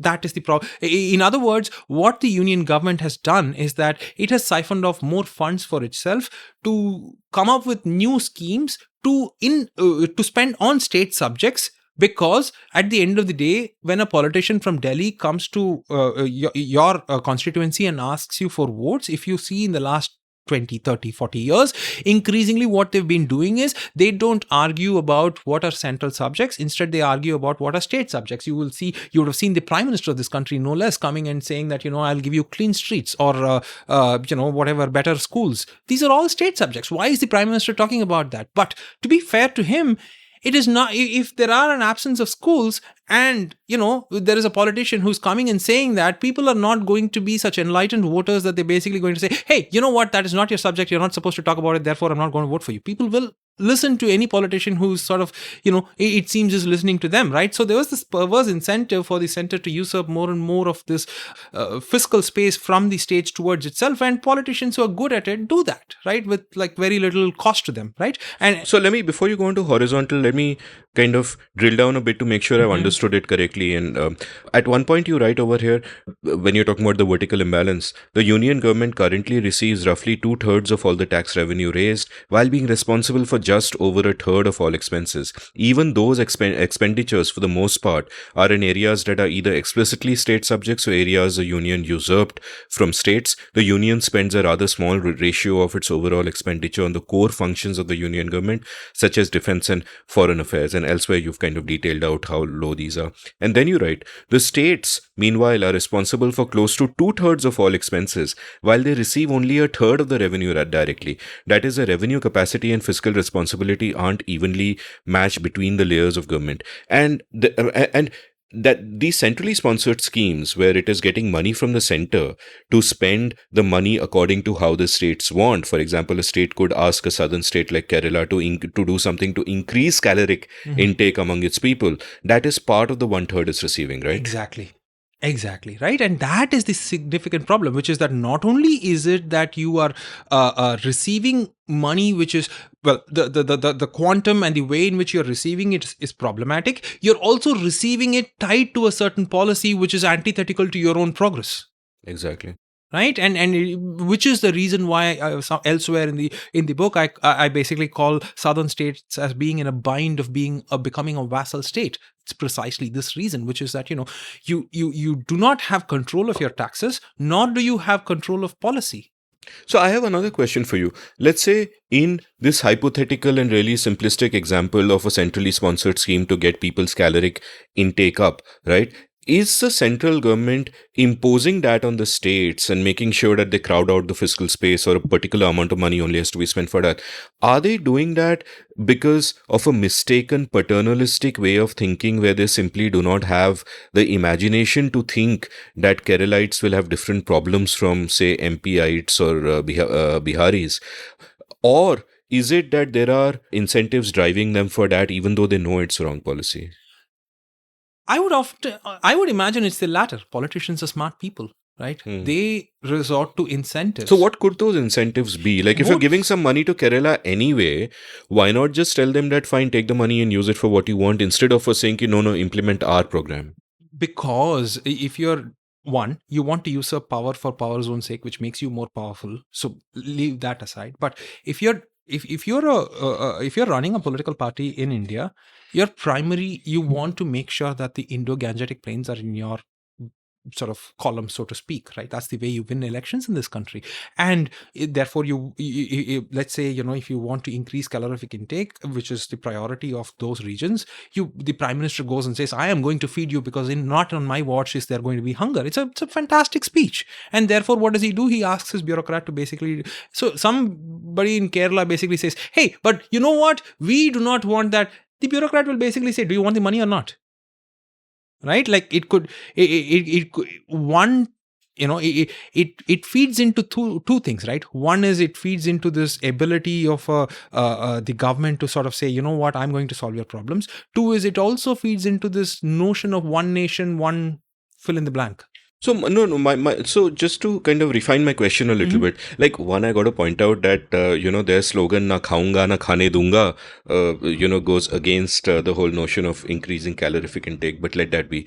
What is to stop the politician at the center from saying that this is the X amount of money I'll give for healthcare, and in UP and MP it will be for increasing calorific intake, and in Kerala it can be for whatever that guy wants? Because they do not do it on the basis of the domain that is healthcare. They do it on the basis of a single, what is called a central flagship scheme or something of that nature, right? Which is that, this Matru Vandana something, that is the program that is funded. Like when Nirmala Sitharaman stands up in the parliament and basically makes her budget allocation speech, she says that, children are poor and we are going to take care of them, and therefore I allocate so many crores of rupees, right? Like that's the way in which. So this actually comes down to the toxic nature of stories, because rather than use an abstract term and say that I will do something there'll be a healthcare budget for this thing, it's much easier to say nobody will go hungry on my watch. That's a story. It's a story. And who has? Yeah, you're right. It's that we're probably victims to stories, and we're also victims to stories that are very removed from our lives, far away Delhi, right? As stories come, I mean, to be fair to your version of looking at the world, as stories come down closer and closer to us, they'll reflect our lives better, right? Be they stories or policies, they're hopefully that. The problem is that, if you're sitting in Delhi and you want power and you want to win elections and you want to sort of, and this is true for everybody. It's just that the latest version of the government seems to be the worst version. So, and this is true at all points in time, right? Like if you go back in time, at all points in time, the latest version of the government seems like the worst version. Yeah, and it's going to continue this way. So, fasten your seatbelts. Right. So I interrupted you. You were going to talk about horizontal imbalances. Yes. Okay. So now what we have done is the vertical devolution, wherein the government decides, I'm going to keep X for myself and devolve Y. And we have seen significant problems in terms of it increasing X and decreasing Y, so to speak. Right. Now, the horizontal devolution is of the money that it decides to sort of devolve to the states. How does it share that money is the question, right? Now, until very recently, what was the compact was that, and 1971 census is kind of a touchstone of Indian politics. And we'll come into that later when we discuss population growth. But the parameters by which this particular monies was sort of divided amongst the states. One of the parameters was population, and 1971 census was taken as the basis for much of the population for these resource allocation problems, right? In 2014, and let me just read out to you what the latest parameters on which the horizontal devolution happens. One is population, right? The other is area of the state. Third is forest and ecology, which is 10%. Then bulk of it is income distance, and this is important. They say income distance, which seems like a good thing, but I'll get into the details where it's a terrible thing, right? And then there is something called demographic performance and tax and fiscal efforts, which is a tiny thing, right? So the problem is that population by itself is population. Then income distance, the way in which they have calculated it is that they've let me actually, can I read a little? Yeah, please. I'd love that. The biggest criterion for deciding the overall allocation ratio in the 15th Finance Commission's report is income distance. One may agree or disagree on the merits of having 45% of the total weightage assigned to income distance, but income distance, in the way in which it's calculated, is again basically a proxy for population. Income distance has been calculated as the distance of a given state's per capita GSDP taken over a 3-year period from that of Haryana. So far, it seems reasonable, except that this distance is then scaled using the 2011 population of each state. The end result, much like that of demographic performance, renders the income distance as another proxy for population figures of 2011. And this is true startlingly for demographic performance. And I want to talk about that a little bit, right? So when the 15th Finance Commission came in, right, like and finance commissions are generally the way in which horizontal devolution happens. That is, they allocate the money which is left at the end of the vertical devolution to across states. So they basically said, these will be our parameters on which we are going to devolve horizontally to the states. And they said for the first time that 100% of this population would be 2011 population as opposed to 1971. At that time, people like me made a lot of noise, right? Because we said, if you do that, states like Tamil Nadu and Kerala will be really affected because and they'd pay a price for having sent their girls to school, which is what results in lower population, right? Like, why do you want to do that?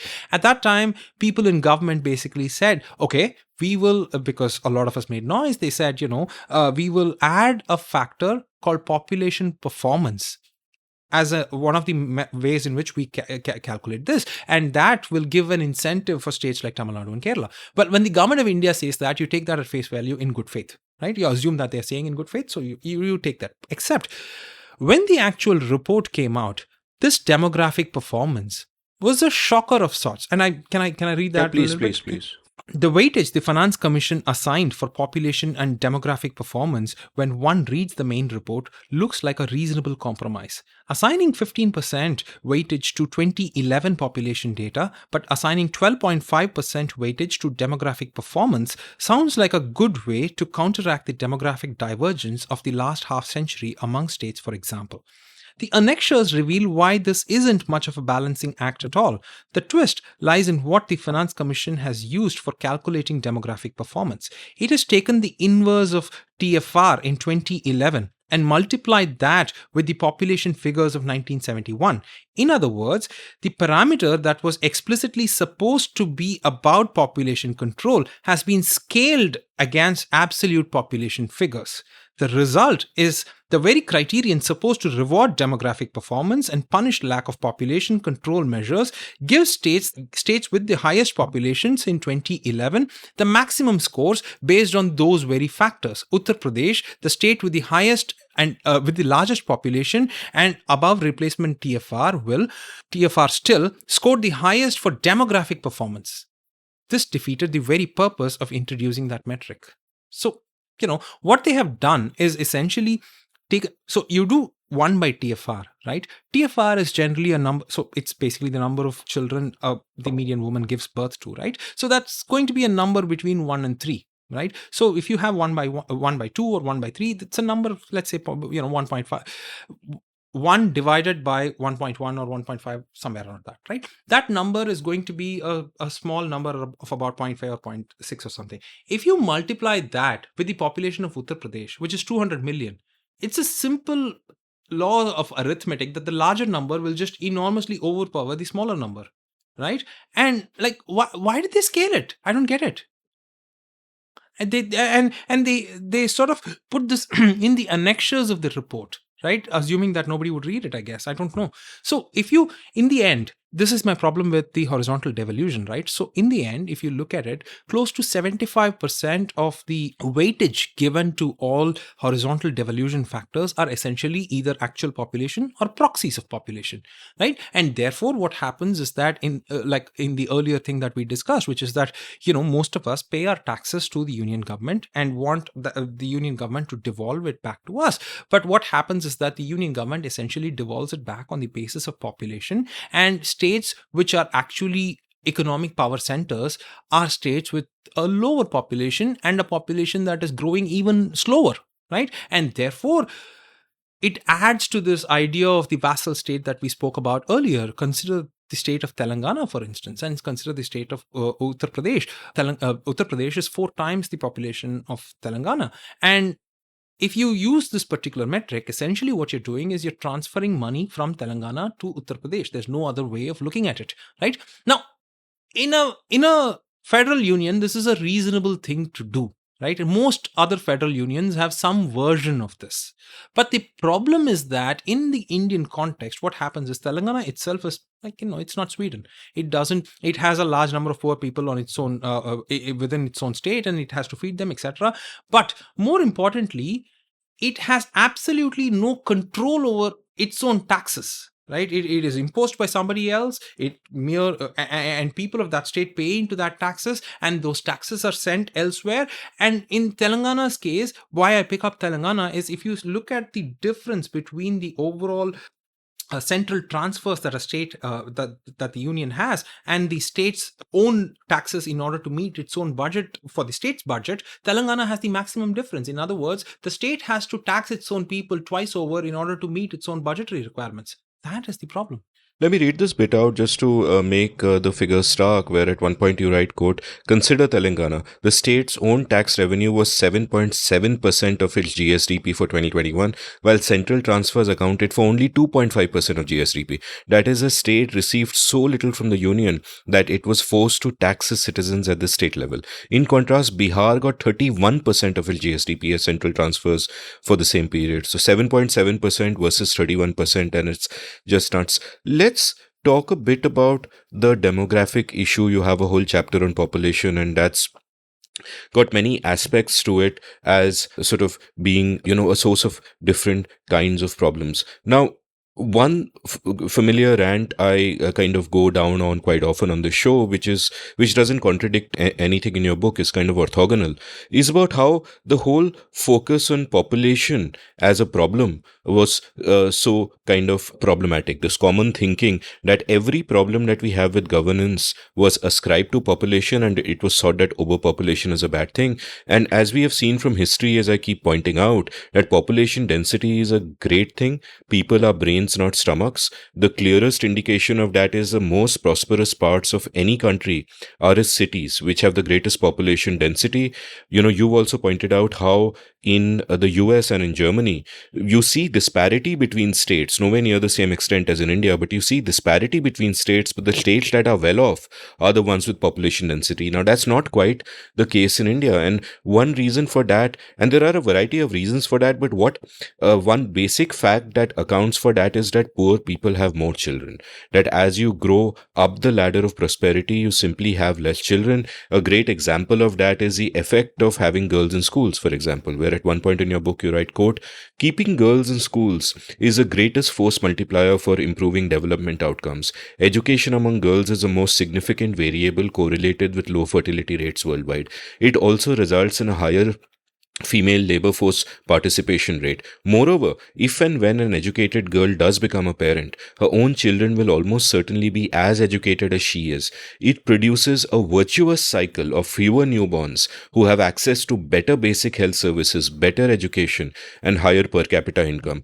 Stop quote. And the grand story, and I have to use the word story here, but that's a good way to think about it, is that what has happened over the last few decades is that our southern states have progressed in all of these indicators, healthcare, education, and the economy, and therefore they have less kids. While our northern states haven't progressed in all these areas and they have more kids, right? And the result of that is that it comes into play not just in terms of, the way the money is devolved and the horizontal imbalances that you pointed out, but most worryingly in what is known in the delimitation exercise that is due upon us soon, which has to do with the principle of everyone's vote being the same in the country. Now, I want you to explain this to me because I think this is a bigger problem that can explode in a crazier way than most people realize. Agree, right? Just to, so let's And if you want to refine anything I said, sure, please sure, go sure. ahead. So I want to, I get shat upon quite a bit on the internet for being Malthusian whenever I bring population as the prism through which we look at it, right? I don't get it. Like, the only people who use the term Malthusian as a pejorative are people who haven't read his 1798 paper, right? Like he was a complicated man and he was in continuous discussions with various people through his lifetime and even after his death. Like, people such as Karl Marx have sort of critiqued him, right? So it's a long whatever. But anyway, long story short, the reason why population growth or the lack thereof, like you rightly said, is tied with development is that, whether we see it as a cause or an effect, it's like highly correlated. And it also results in that you're not sending your girls to school results in those girls actually having more kids of their own. And because then it puts even greater pressure on your existing infrastructure, which then results in those kids sort of, even having even more suboptimal of an outcome is an example of a vicious cycle. That is not to say that, a population is the problem, but that, population is a contributing factor to a future problem because it's a present problem. No, I would just sort of add to that I agree with that process being problematic, that you don't send your girls to school and therefore they don't participate in the labor force and therefore they have more kids and all of that. As far as a correlation between population and development is concerned, like you've pointed out in your book, that's not the case in US and Germany. It's exactly the opposite. And even within India, our most prosperous places are the places with the greatest population density, which are cities, which is Madras and Mumbai and Gurgaon. Fair, agreed. And that, okay, let's get into the actual thing, right? But leave that aside. I mean, this is a digression. So, I think the starkest example would be the difference between, let's say, Kerala and Rajasthan, right? Between 1971 and 2011, Kerala's population growth in absolute terms was about 56%. In the same 40 years, Rajasthan grew by 166%, right? In 1971, Kerala and Rajasthan were kind of peers in terms of population, right? Currently, Rajasthan is as populous as Tamil Nadu, right? Like, and therein lies the problem, which is that if you're trying to run a union and have resource allocation based on population, as we have seen for horizontal devolution, 75% of the money that each state gets from the union is based on population. And if that population is diverging so much, then we have a serious problem on our hands, because essentially states are going to ask, hey, just because we didn't grow as much, and the reason why we didn't grow is because we sent our girls to school, you're basically depriving us of devolution. Like, how is that fair, right? So that's one problem. And to add to what you have said, every other country, like the earlier problem of horizontal devolution that we have seen, like you rightly said, like in any large federal union, this kind of equalization happens across the various regions, right? Like New York and California sort of subsidize Alabama and Wyoming and whatever other states, right? The difference, and like you rightly pointed out, like, in those places, the more populated regions, such as New York and California, who happen to be economic power centers, are also the places where population grows the maximum, because people from Middle America migrate into those places. Same is true for China, where, people from the interior of China migrate to coastal regions, and therefore coastal regions have a higher population, but they also end up being, are the economic centers. It's true for Germany. It's true for Brazil. It's true for every other country in this world. India is unique, right? The reason why India is unique is because greater population growth is happening in those places which are not the economic power centers. It's happening in the Indo-Gangetic plains because those states did not send their girls to school. And it is not happening because of migration, right? And when you essentially have a state with a much lower population growth and a lower population base, such as Telangana, trying to then equalize a state such as Uttar Pradesh, which is a much bigger state with a much higher population growth. It's like putting a finger in a dike. You're not going to ever sort of equalize that, right? That is one part of the problem. The other part of the problem is that, like this population divergence, this is resulting in essentially states in the Indo-Gangetic Plains raiding the southern states in some way, shape, or form for their tax money, as we have discussed. The second is representation, right? Like, what do you need these southern states to do in order to fight against what they perceive as unfair? It is for their MPs to go stand in parliament and say that the Finance Commission's allocation ratio should not be based on this particular formula, and we protest against it, blah, blah, blah.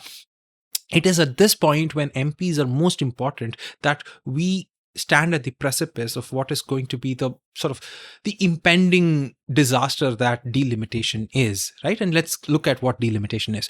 In the 42nd Amendment, which is likely India's most illiberal sort of constitutional amendment, but it had a little thing, which is that it froze the number of MPs which each state sent to parliament, and for good reason, right? Which is that, they basically had population control as a policy, and they didn't want to have perverse incentives, right? In a democracy, people are the primary resource, and if a policy essentially aims to restrict the production of that resource, then you wanted to have a freeze of some sort so that, you didn't have perverse incentives, right? So what they did was, because they announced population as it was called a policy of national importance. I think that's what it was called in the 70s. A lovely title for a book. Yeah. So it was originally they froze it until 1999 from 1975 or 6, and then they extended it to another 25 years, which is set to expire in 2026, right? Now, the problem.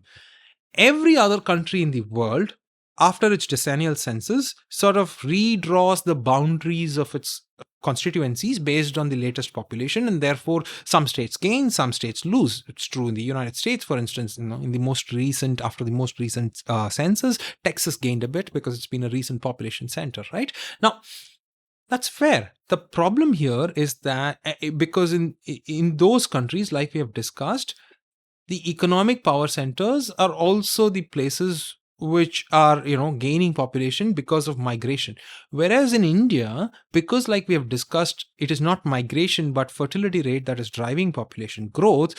What is happening is that these states, exactly at a time that they are need the maximum representation, are at a threat of losing representation, because if that delimitation expires, right? And because Tamil Nadu is the state that is expected to have the first. Tamil Nadu is supposed to be the state which is expected to have the negative population growth first in the decade of 2031 to 41, right? Now, and consequently, it is if they do that delimitation exercise, they unfroze that and did that again, according to 2011 data, it would lose about 7 MPs. It sends 32 MPs to parliament now. It would lose 7 MPs, and most of those 7 MPs would go to Uttar Pradesh, for instance, right? Now, like, what do you go and tell a person in Tamil Nadu? That because you sent your girls to school, and that because you had this successful policy experiment which yielded dramatically good results called the midday meal scheme, and because you had high female labor force participation and all of those good things, we are essentially going to take away 7 MPs. Is that what we're going to tell them? No.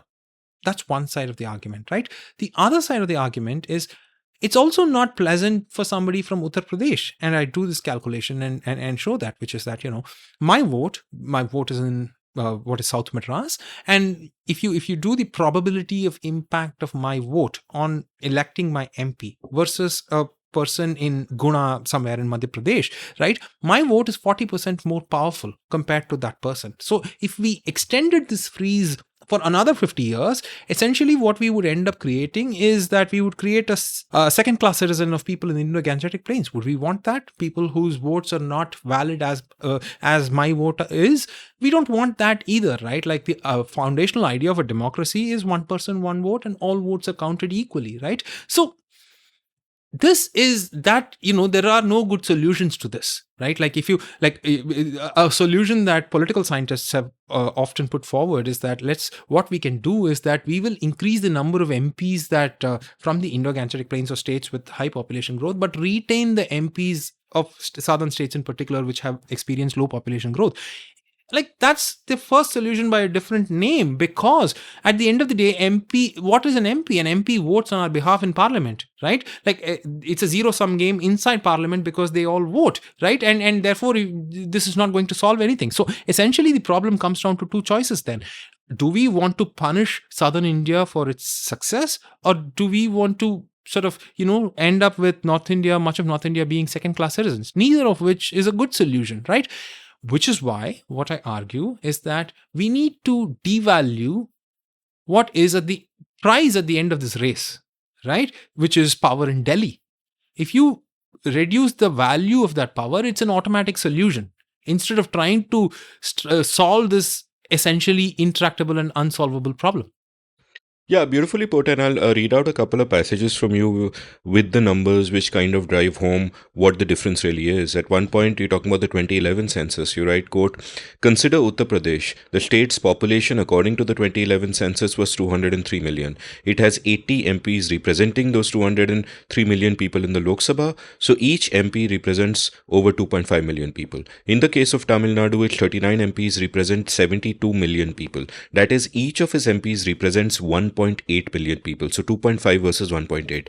Basic arithmetic shows that the average Tamil citizen had about 30% more representation in the Lok Sabha than her counterpart in Uttar Pradesh in 2011. And then you write, quote, "A rough back of the envelope calculation suggests that between 2011 and 2026, Uttar Pradesh will have added 62 million adult citizens as voters. That this would mean a single MP for 3.36 million people in the current scenario. In the same time period, Tamil Nadu would have added 15 million, which would mean 2.2 million people per MP. So 3.36 million people per MP and 2.2 million people per MP. And you're right, it's almost intractable that if you just if you have the delimitation exercise and you adjust the MPs accordingly, you're punishing all the states that did well.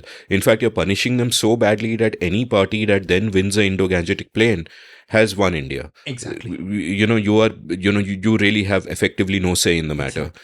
And at the same time, if you keep things as they are or kick the can down the road 15 years, then, you're going against the principle of every vote being counted equally. And as you pointed out, that solution makes no sense. Just, keep these MPs the same, increase those, because basically the power of each MP just goes down. So it doesn't make a difference at all. What do you think happens in what are the possible scenarios? I'm just trying to think. Like, I know you haven't spoken about politics in your book per se. You've just focused on policy, numbers, economics, all of that. But I'm just curious about what happens, because on the one hand, the incentive for the party in power, assuming they're in power at that time, to do the exercise is incredible. Because if it goes through, and they've conquered the Indo-Gangetic Plain, the South is no longer a threat. The incentives are incredible. But at the same time, I would imagine that, I know inertia and all that, but how the South can't just take it, right? Exactly, right? Like, almost perversely, I'm starting to wish for the BJP to become a pan-India party, including Southern India, so that their own voices within their own party will then start questioning this. There is no, because if the DMK or the communists or the TRS is going to raise this issue, like, I don't think the BJP cares, right? Like you rightly said, if they do nothing, which is the easiest thing to do in politics, then they would have increased the number of MPs in their core vote base, right? And at the end of the day, they are a political party who aim to win elections. So if by doing nothing they are going to become stronger, why would they not do that? Right? People in the South like me, or political parties that represent me, can cry hoarse about it. But hey, at the end of the day, it is a zero-sum game in parliament, and like, the arithmetic is with them. So what can we do? Nothing. Except what this will end up doing is that it will seriously, all long-term problems will, which fester for a long time, will blow up in some way, shape, or form in the future. And this is going to be one of the most serious, significant problems, which is that you're essentially robbing people of their own hard-fought success. And I don't think people in a democracy will take it lightly. And the politics of it will erupt in ugly ways, right? I mean, I propose a solution. We'll come to that later. But just the politics of it, right? We need to understand the DMK has sort of, given up its secession demand only from the 60s. Right? It was a party in which secession was an active demand on its actual, whatever vision document, so to speak, 40, 50 years ago, right? Like, do we want to go down that path? And that path is, given the nationalist fervor in this country, like, that is instantly likely to end up in violence. Do we want that as a question, right? Like, the way to diffuse that is to voluntarily give up power in Delhi. And are the incumbents ready to do that? I don't think so. So we are either looking at statesman-like behavior where, you give up power to sort of, quote unquote, maintain the territorial integrity of the country, or explicitly give up the territorial integrity of the country. Like, I don't know.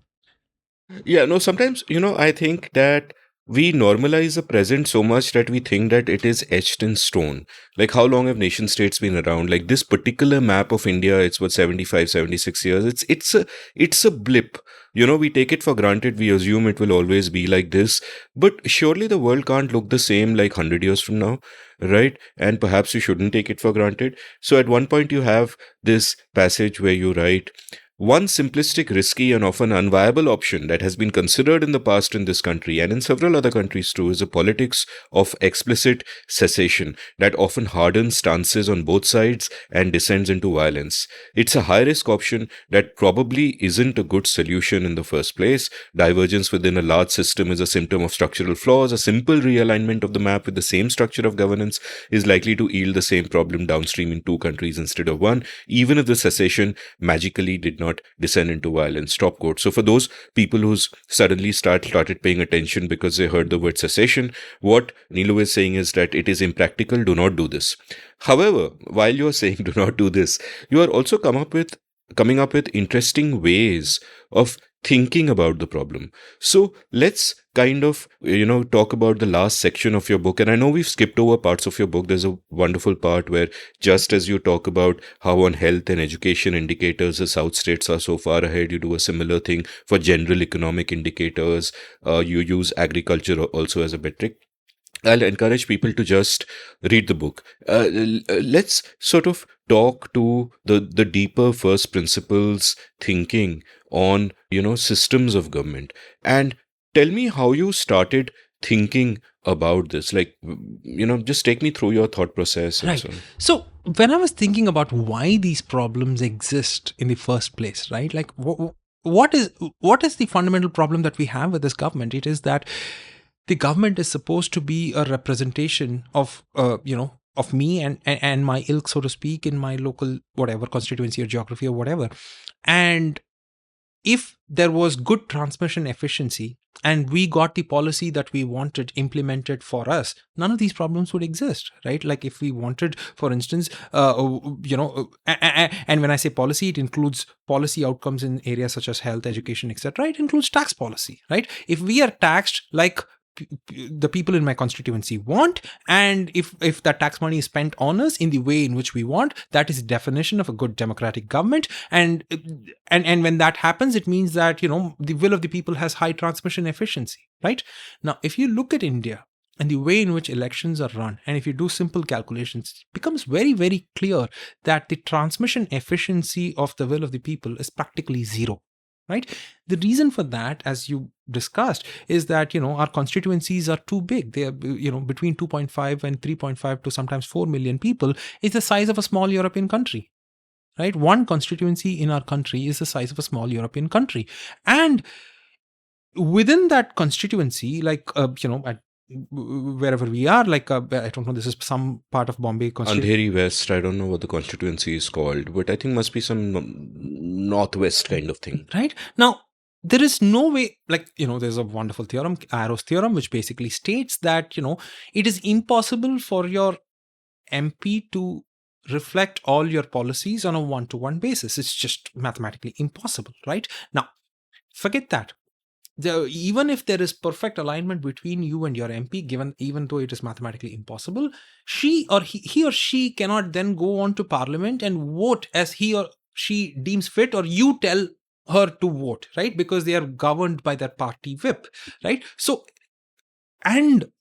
firstly, what do we have? We have about 2.5 million people in a first past the post system, which essentially makes your vote. I do a little bit of calculation. The power of your vote is e to the power minus 534, if I'm not wrong. It's practically zero.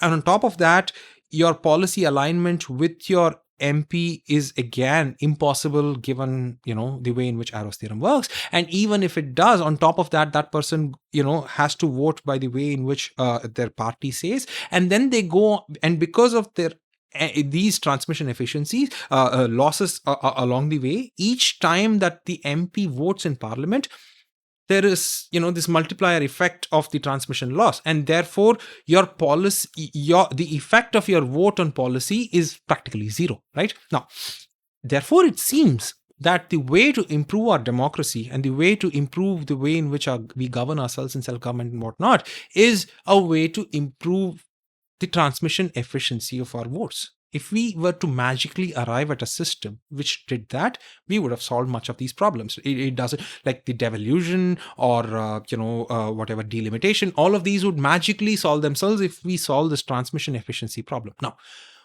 that is where I come up with this idea of gamified direct democracy, right? So let me just give you a little bit of a context, right? I'm sure all of us in school would have sort of heard this Athenian democracy. We all, where I guess property owning men assembled at the public square and basically discuss the issues of the day, and everybody voted. It's something like a residents welfare association of today, except one where at the end of the day the uncle didn't have the way, right? Like it's something like that, right? Now, the majority of uncles did, not a uncle. A uncle did. Yeah. So, if you have such a system where, like, I don't know, like a limited number of people were in a society, but they all the people of that particular society gathered in a public square and they voted on every single issue of the day instead of electing a leader. And there would be perfect transmission efficiency, right? Even if you dislike some particular policy, you would have chances of... So, your policy is a reflection of you and your belonging to that particular society, right? If you're a real oddball, you would never ever sort of see your policy get implemented. But hey, you're an oddball, so there's that there, right? Now, the problem with this way of direct democracy, of course, is like well documented. Like Socrates was poisoned by death. That hemlock, yeah, something like that, right? Like, all for what? He asked people to think. He tried to inculcate a scientific temperament, a skeptical temperament, where people ask questions all the time, and he got sentenced to death for that. Scarily reflective of our times. But that's what I was thinking. Yeah. Now, immediately naysayers will come on Twitter and they'll say, "Show me an example where this has happened." But hey, you get what you were saying. Anyway, so the descent into majoritarian tyranny is the threat of this particular Athenian democracy of high transmission efficiency, right? It has great transmission efficiency, but it descends into majoritarian tyranny. At the other end is what we have currently, which is what is quote unquote a liberal democracy, but in India it's neither liberal nor democratic, but we'll call it a liberal democracy, which has sufficient guardrails where, hopefully ignore the recent events of the recent past, but we cannot basically say that hang that person, at least legally, right? Like they do that by extra constitutional means. So how do we arrive at a situation where we have constitutional safeguards to stop the descent into tyranny and at the same time achieve a high transmission efficiency? And there are also other functions that Parliament serves, which is that it has what are parliamentary committees, which have expert committees, which basically it has drafting experience of legislation, etc., right? So how do you design a new system which basically retains the good things of our existing order but maintains a high transmission efficiency? So what I propose is a version of gamified direct democracy. So what we will do is imagine, and this is true for all levels down, but in the book I sort of discuss it at the level of Parliament and leave the rest as exercise to the reader. So imagine that we did away with our MPs, right? And we adopted the old Athenian model that everybody can vote. But what we also do is, and how we vote, I'll come to that. Let's assume that, we all get a vote, not a vote, n votes, but I'll come to that. But we also retain what is a committee. one of the biggest powers that the political party of the day, especially the party in power, has is the power of owning the legislative calendar. That is, the BJP in this country, or in the United States, the Speaker of the House. Basically, they get to decide what comes up for vote on the floor of the House, and that is an important power, right? So what this model imagines is that it divorces that power of bringing legislation to a vote from the actual vote itself, right, or the politics of the day, and imagine that is run by a special committee, and that committee is chosen by sortition, which is that members of the committee are chosen at random, so that however, it's independent. And imagine that a third stool of this, one is the people itself, who are the voters. Second is the the committee that owns the legislative calendar. The third will be the drafting panel, so to speak, which has expertise in terms of drafting legislation, right? And imagine that is also chosen by sortition, but with sort of gatekeeping of sorts, because you need experts at the end of the day to draft legislation. So hopefully we can achieve that. And so imagine these two committees plus this set of all people who get to vote. So it's a kind of a three-legged stool, right? So what you've achieved is you've divorced the politics of the day from the calendar. You've divorced the politics of the day from the technical details of what the legislation itself is. And now let's come to the actual vote itself. Imagine that every voter is given n votes, and the value of this n is the average of the last 10 years, each year, how many bills were passed, right? So imagine I have n votes, you have n votes. I asked an MP, he said 183 is the number. I hope we don't pass that many laws, but whatever that number is, and hopefully it will come down over time, if whatever, right? So everybody, let's say, is given 183, or for ease of calculation or holding in your head, let's assume it's 20, right? So let's say you have 20 votes, I have 20 votes, so on and so forth. Now, what do? Let's say that you want to bring up a new bill. The idea is that you now then have to sort of bring it up for it to be. So you need to make sure that at least 20% of the people agree with the fact that this is a good idea to become a law to be put to vote amongst the larger set of people. And therefore, the sort of a pre-vote, so to speak, is where you basically bring this legislation up for consideration by others, so that at least 20% of the people are with you, right? And then once it passes that, you then bring it goes through the committee, two committees. One decides the calendar, the other decides the actual wording of the legislation, and it comes back to the people, where they again vote. And here in voting, in both these stages, I want to make sure that the threat that we were worried about, which is majoritarian tyranny, the way in which we'll handle that is this, right? Which is that we've designed a system which is conservative by design, small c conservative, which is that it is status quo biased.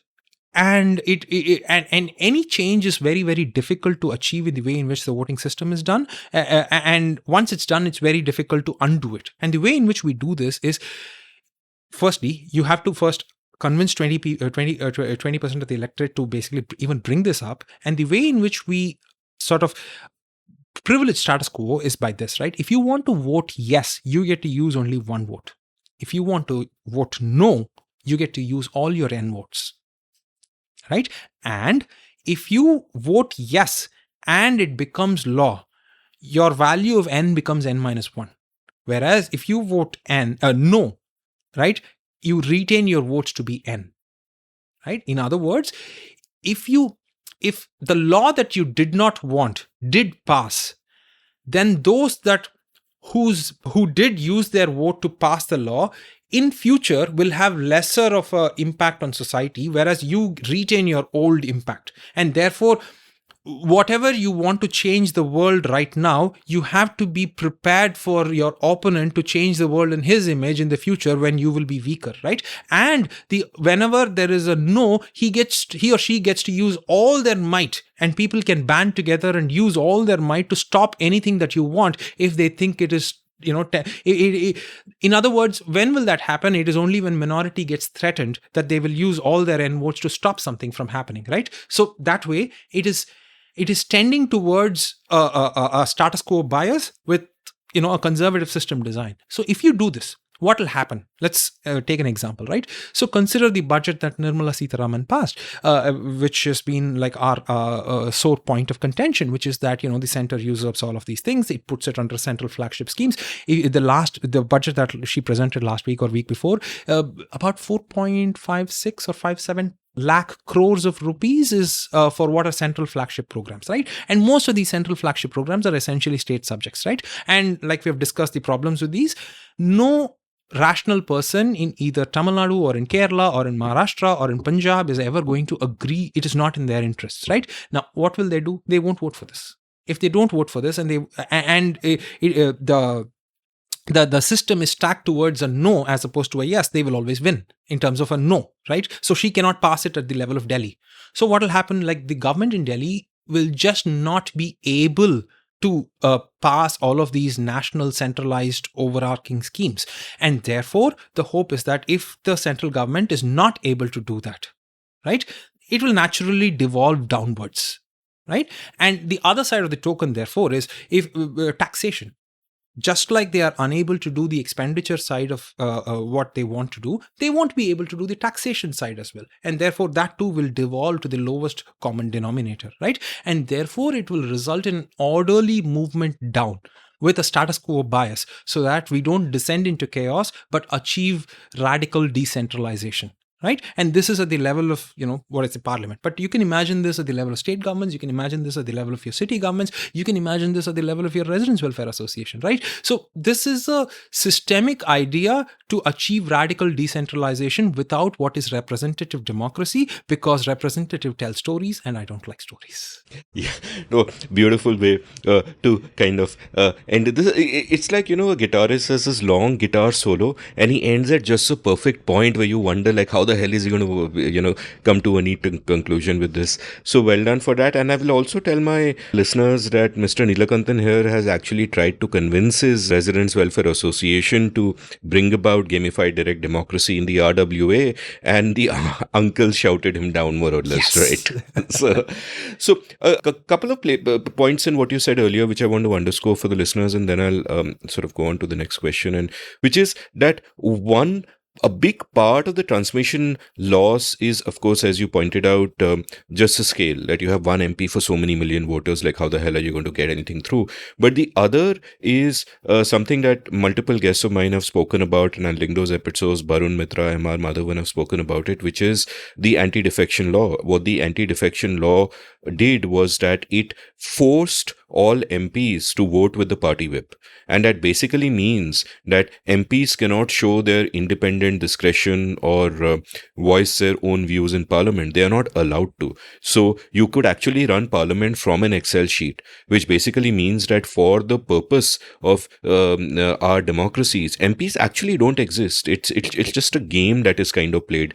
Our prime minister can just, and the opposition, they can all just get their Excel sheets out and everything runs automatically defeat, which is also why the quality of parliamentary debate has dipped so much. The other central issue is that, as Shruti Rajgopalan pointed out in this great episode we did on urban governance, that at the local level there is no connection between power and accountability. The people I can vote for have no power to do anything for me, and the people who actually impact my life in big ways are too far away from me. There's simply no accountability, and especially true if you are in cities. And if I understand your plan correctly, there are sort of three important aspects of it. One is that these committees are kind of chosen by random, though in the case of the drafting committee, there are entry requirements, so they are actually experts and literate and all that, but they are chosen by random, so it is beyond political incentives. You're not going to get elected, or you're not going to aim for the next elections. The second aspect is that the veto power, in a sense, each person has much more veto power than they have power to get something through. So if people do not want something, it is easier to stop it than it is to make something happen. So it's not pure majoritarian numbers per se, there is a weightage. And the third aspect is that at every point where a policy doesn't get through, it gets devolved down to the next point. So you're getting more and more local and more towards direct democracy and the Athenian model without many of those dangers coming into play. Exactly, right? In other words, it's a system that is optimized for local maxima and not the global maxima.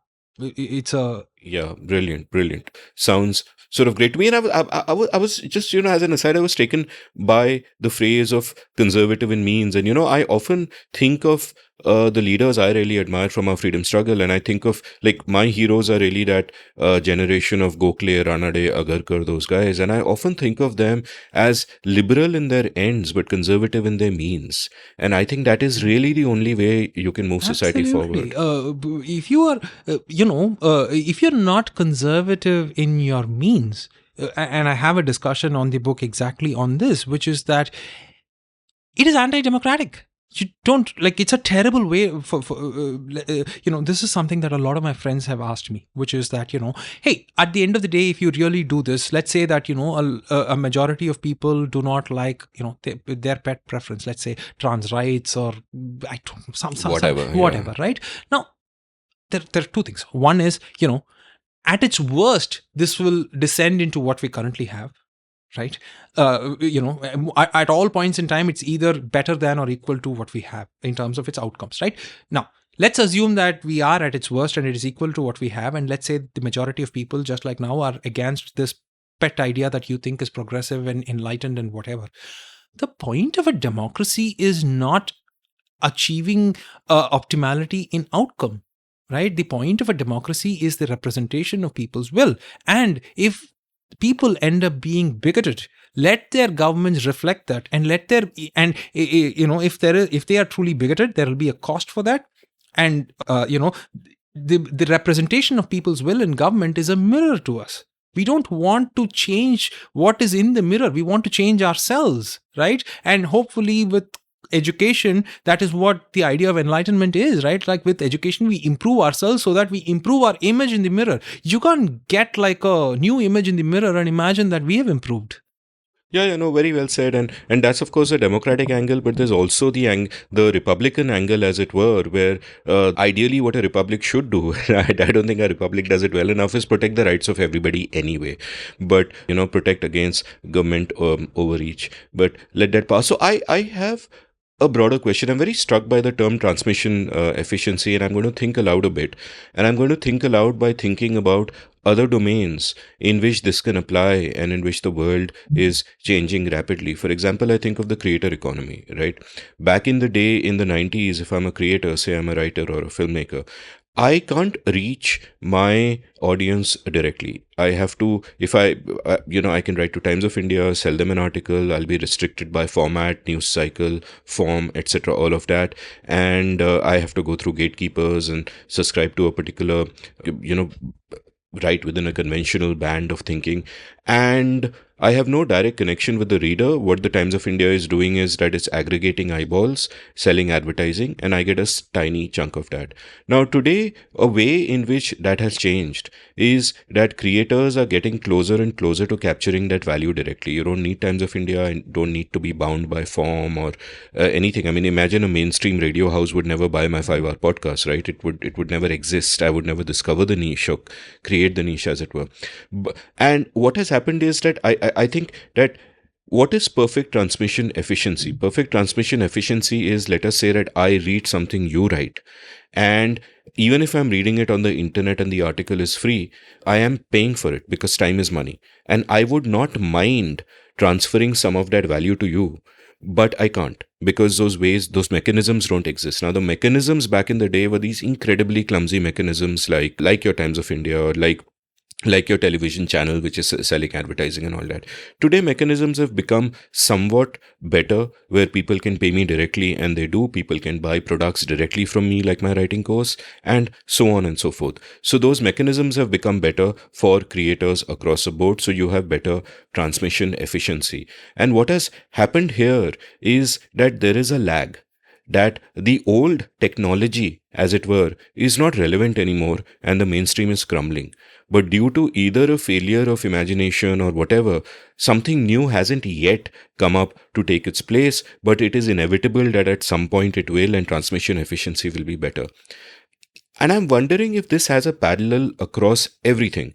Like, I think about the mainstream crumbling when it comes to the creator economy, when it comes to media, perhaps when it comes to nation states in this age of globalization and technology and so on and so forth. And is this, in a sense, therefore, a similar problem that the technology we have for voters to express a preference is incredibly outdated, but there is a lag and nothing has taken its place? And the big question is that in the creator economy, if some mechanism comes up, it'll be easy to implement because everybody will want it.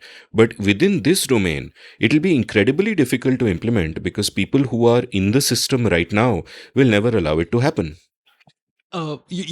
Exactly, right? So, which is why I sometimes flippantly call this blockchain for democracy in the book. You're right, which is that, essentially, most systems that we have evolved at a time when the idea of scale was largely limited, right? Like the population of the world that it is currently was unimaginable 500 years ago, right? Like, and I think that plays an important role in any sphere that we have.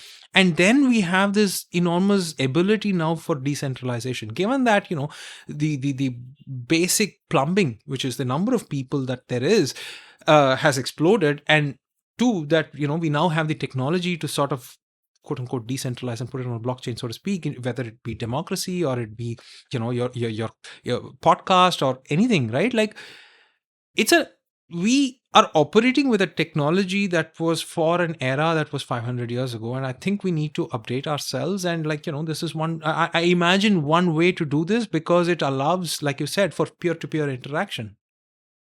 Yeah, and that's why, for me, your book is of value for these two reasons. One is it makes this brilliant argument about South versus North and lays it all out, and the facts are all there, and you understand exactly the way the structure and the structures in the system at play.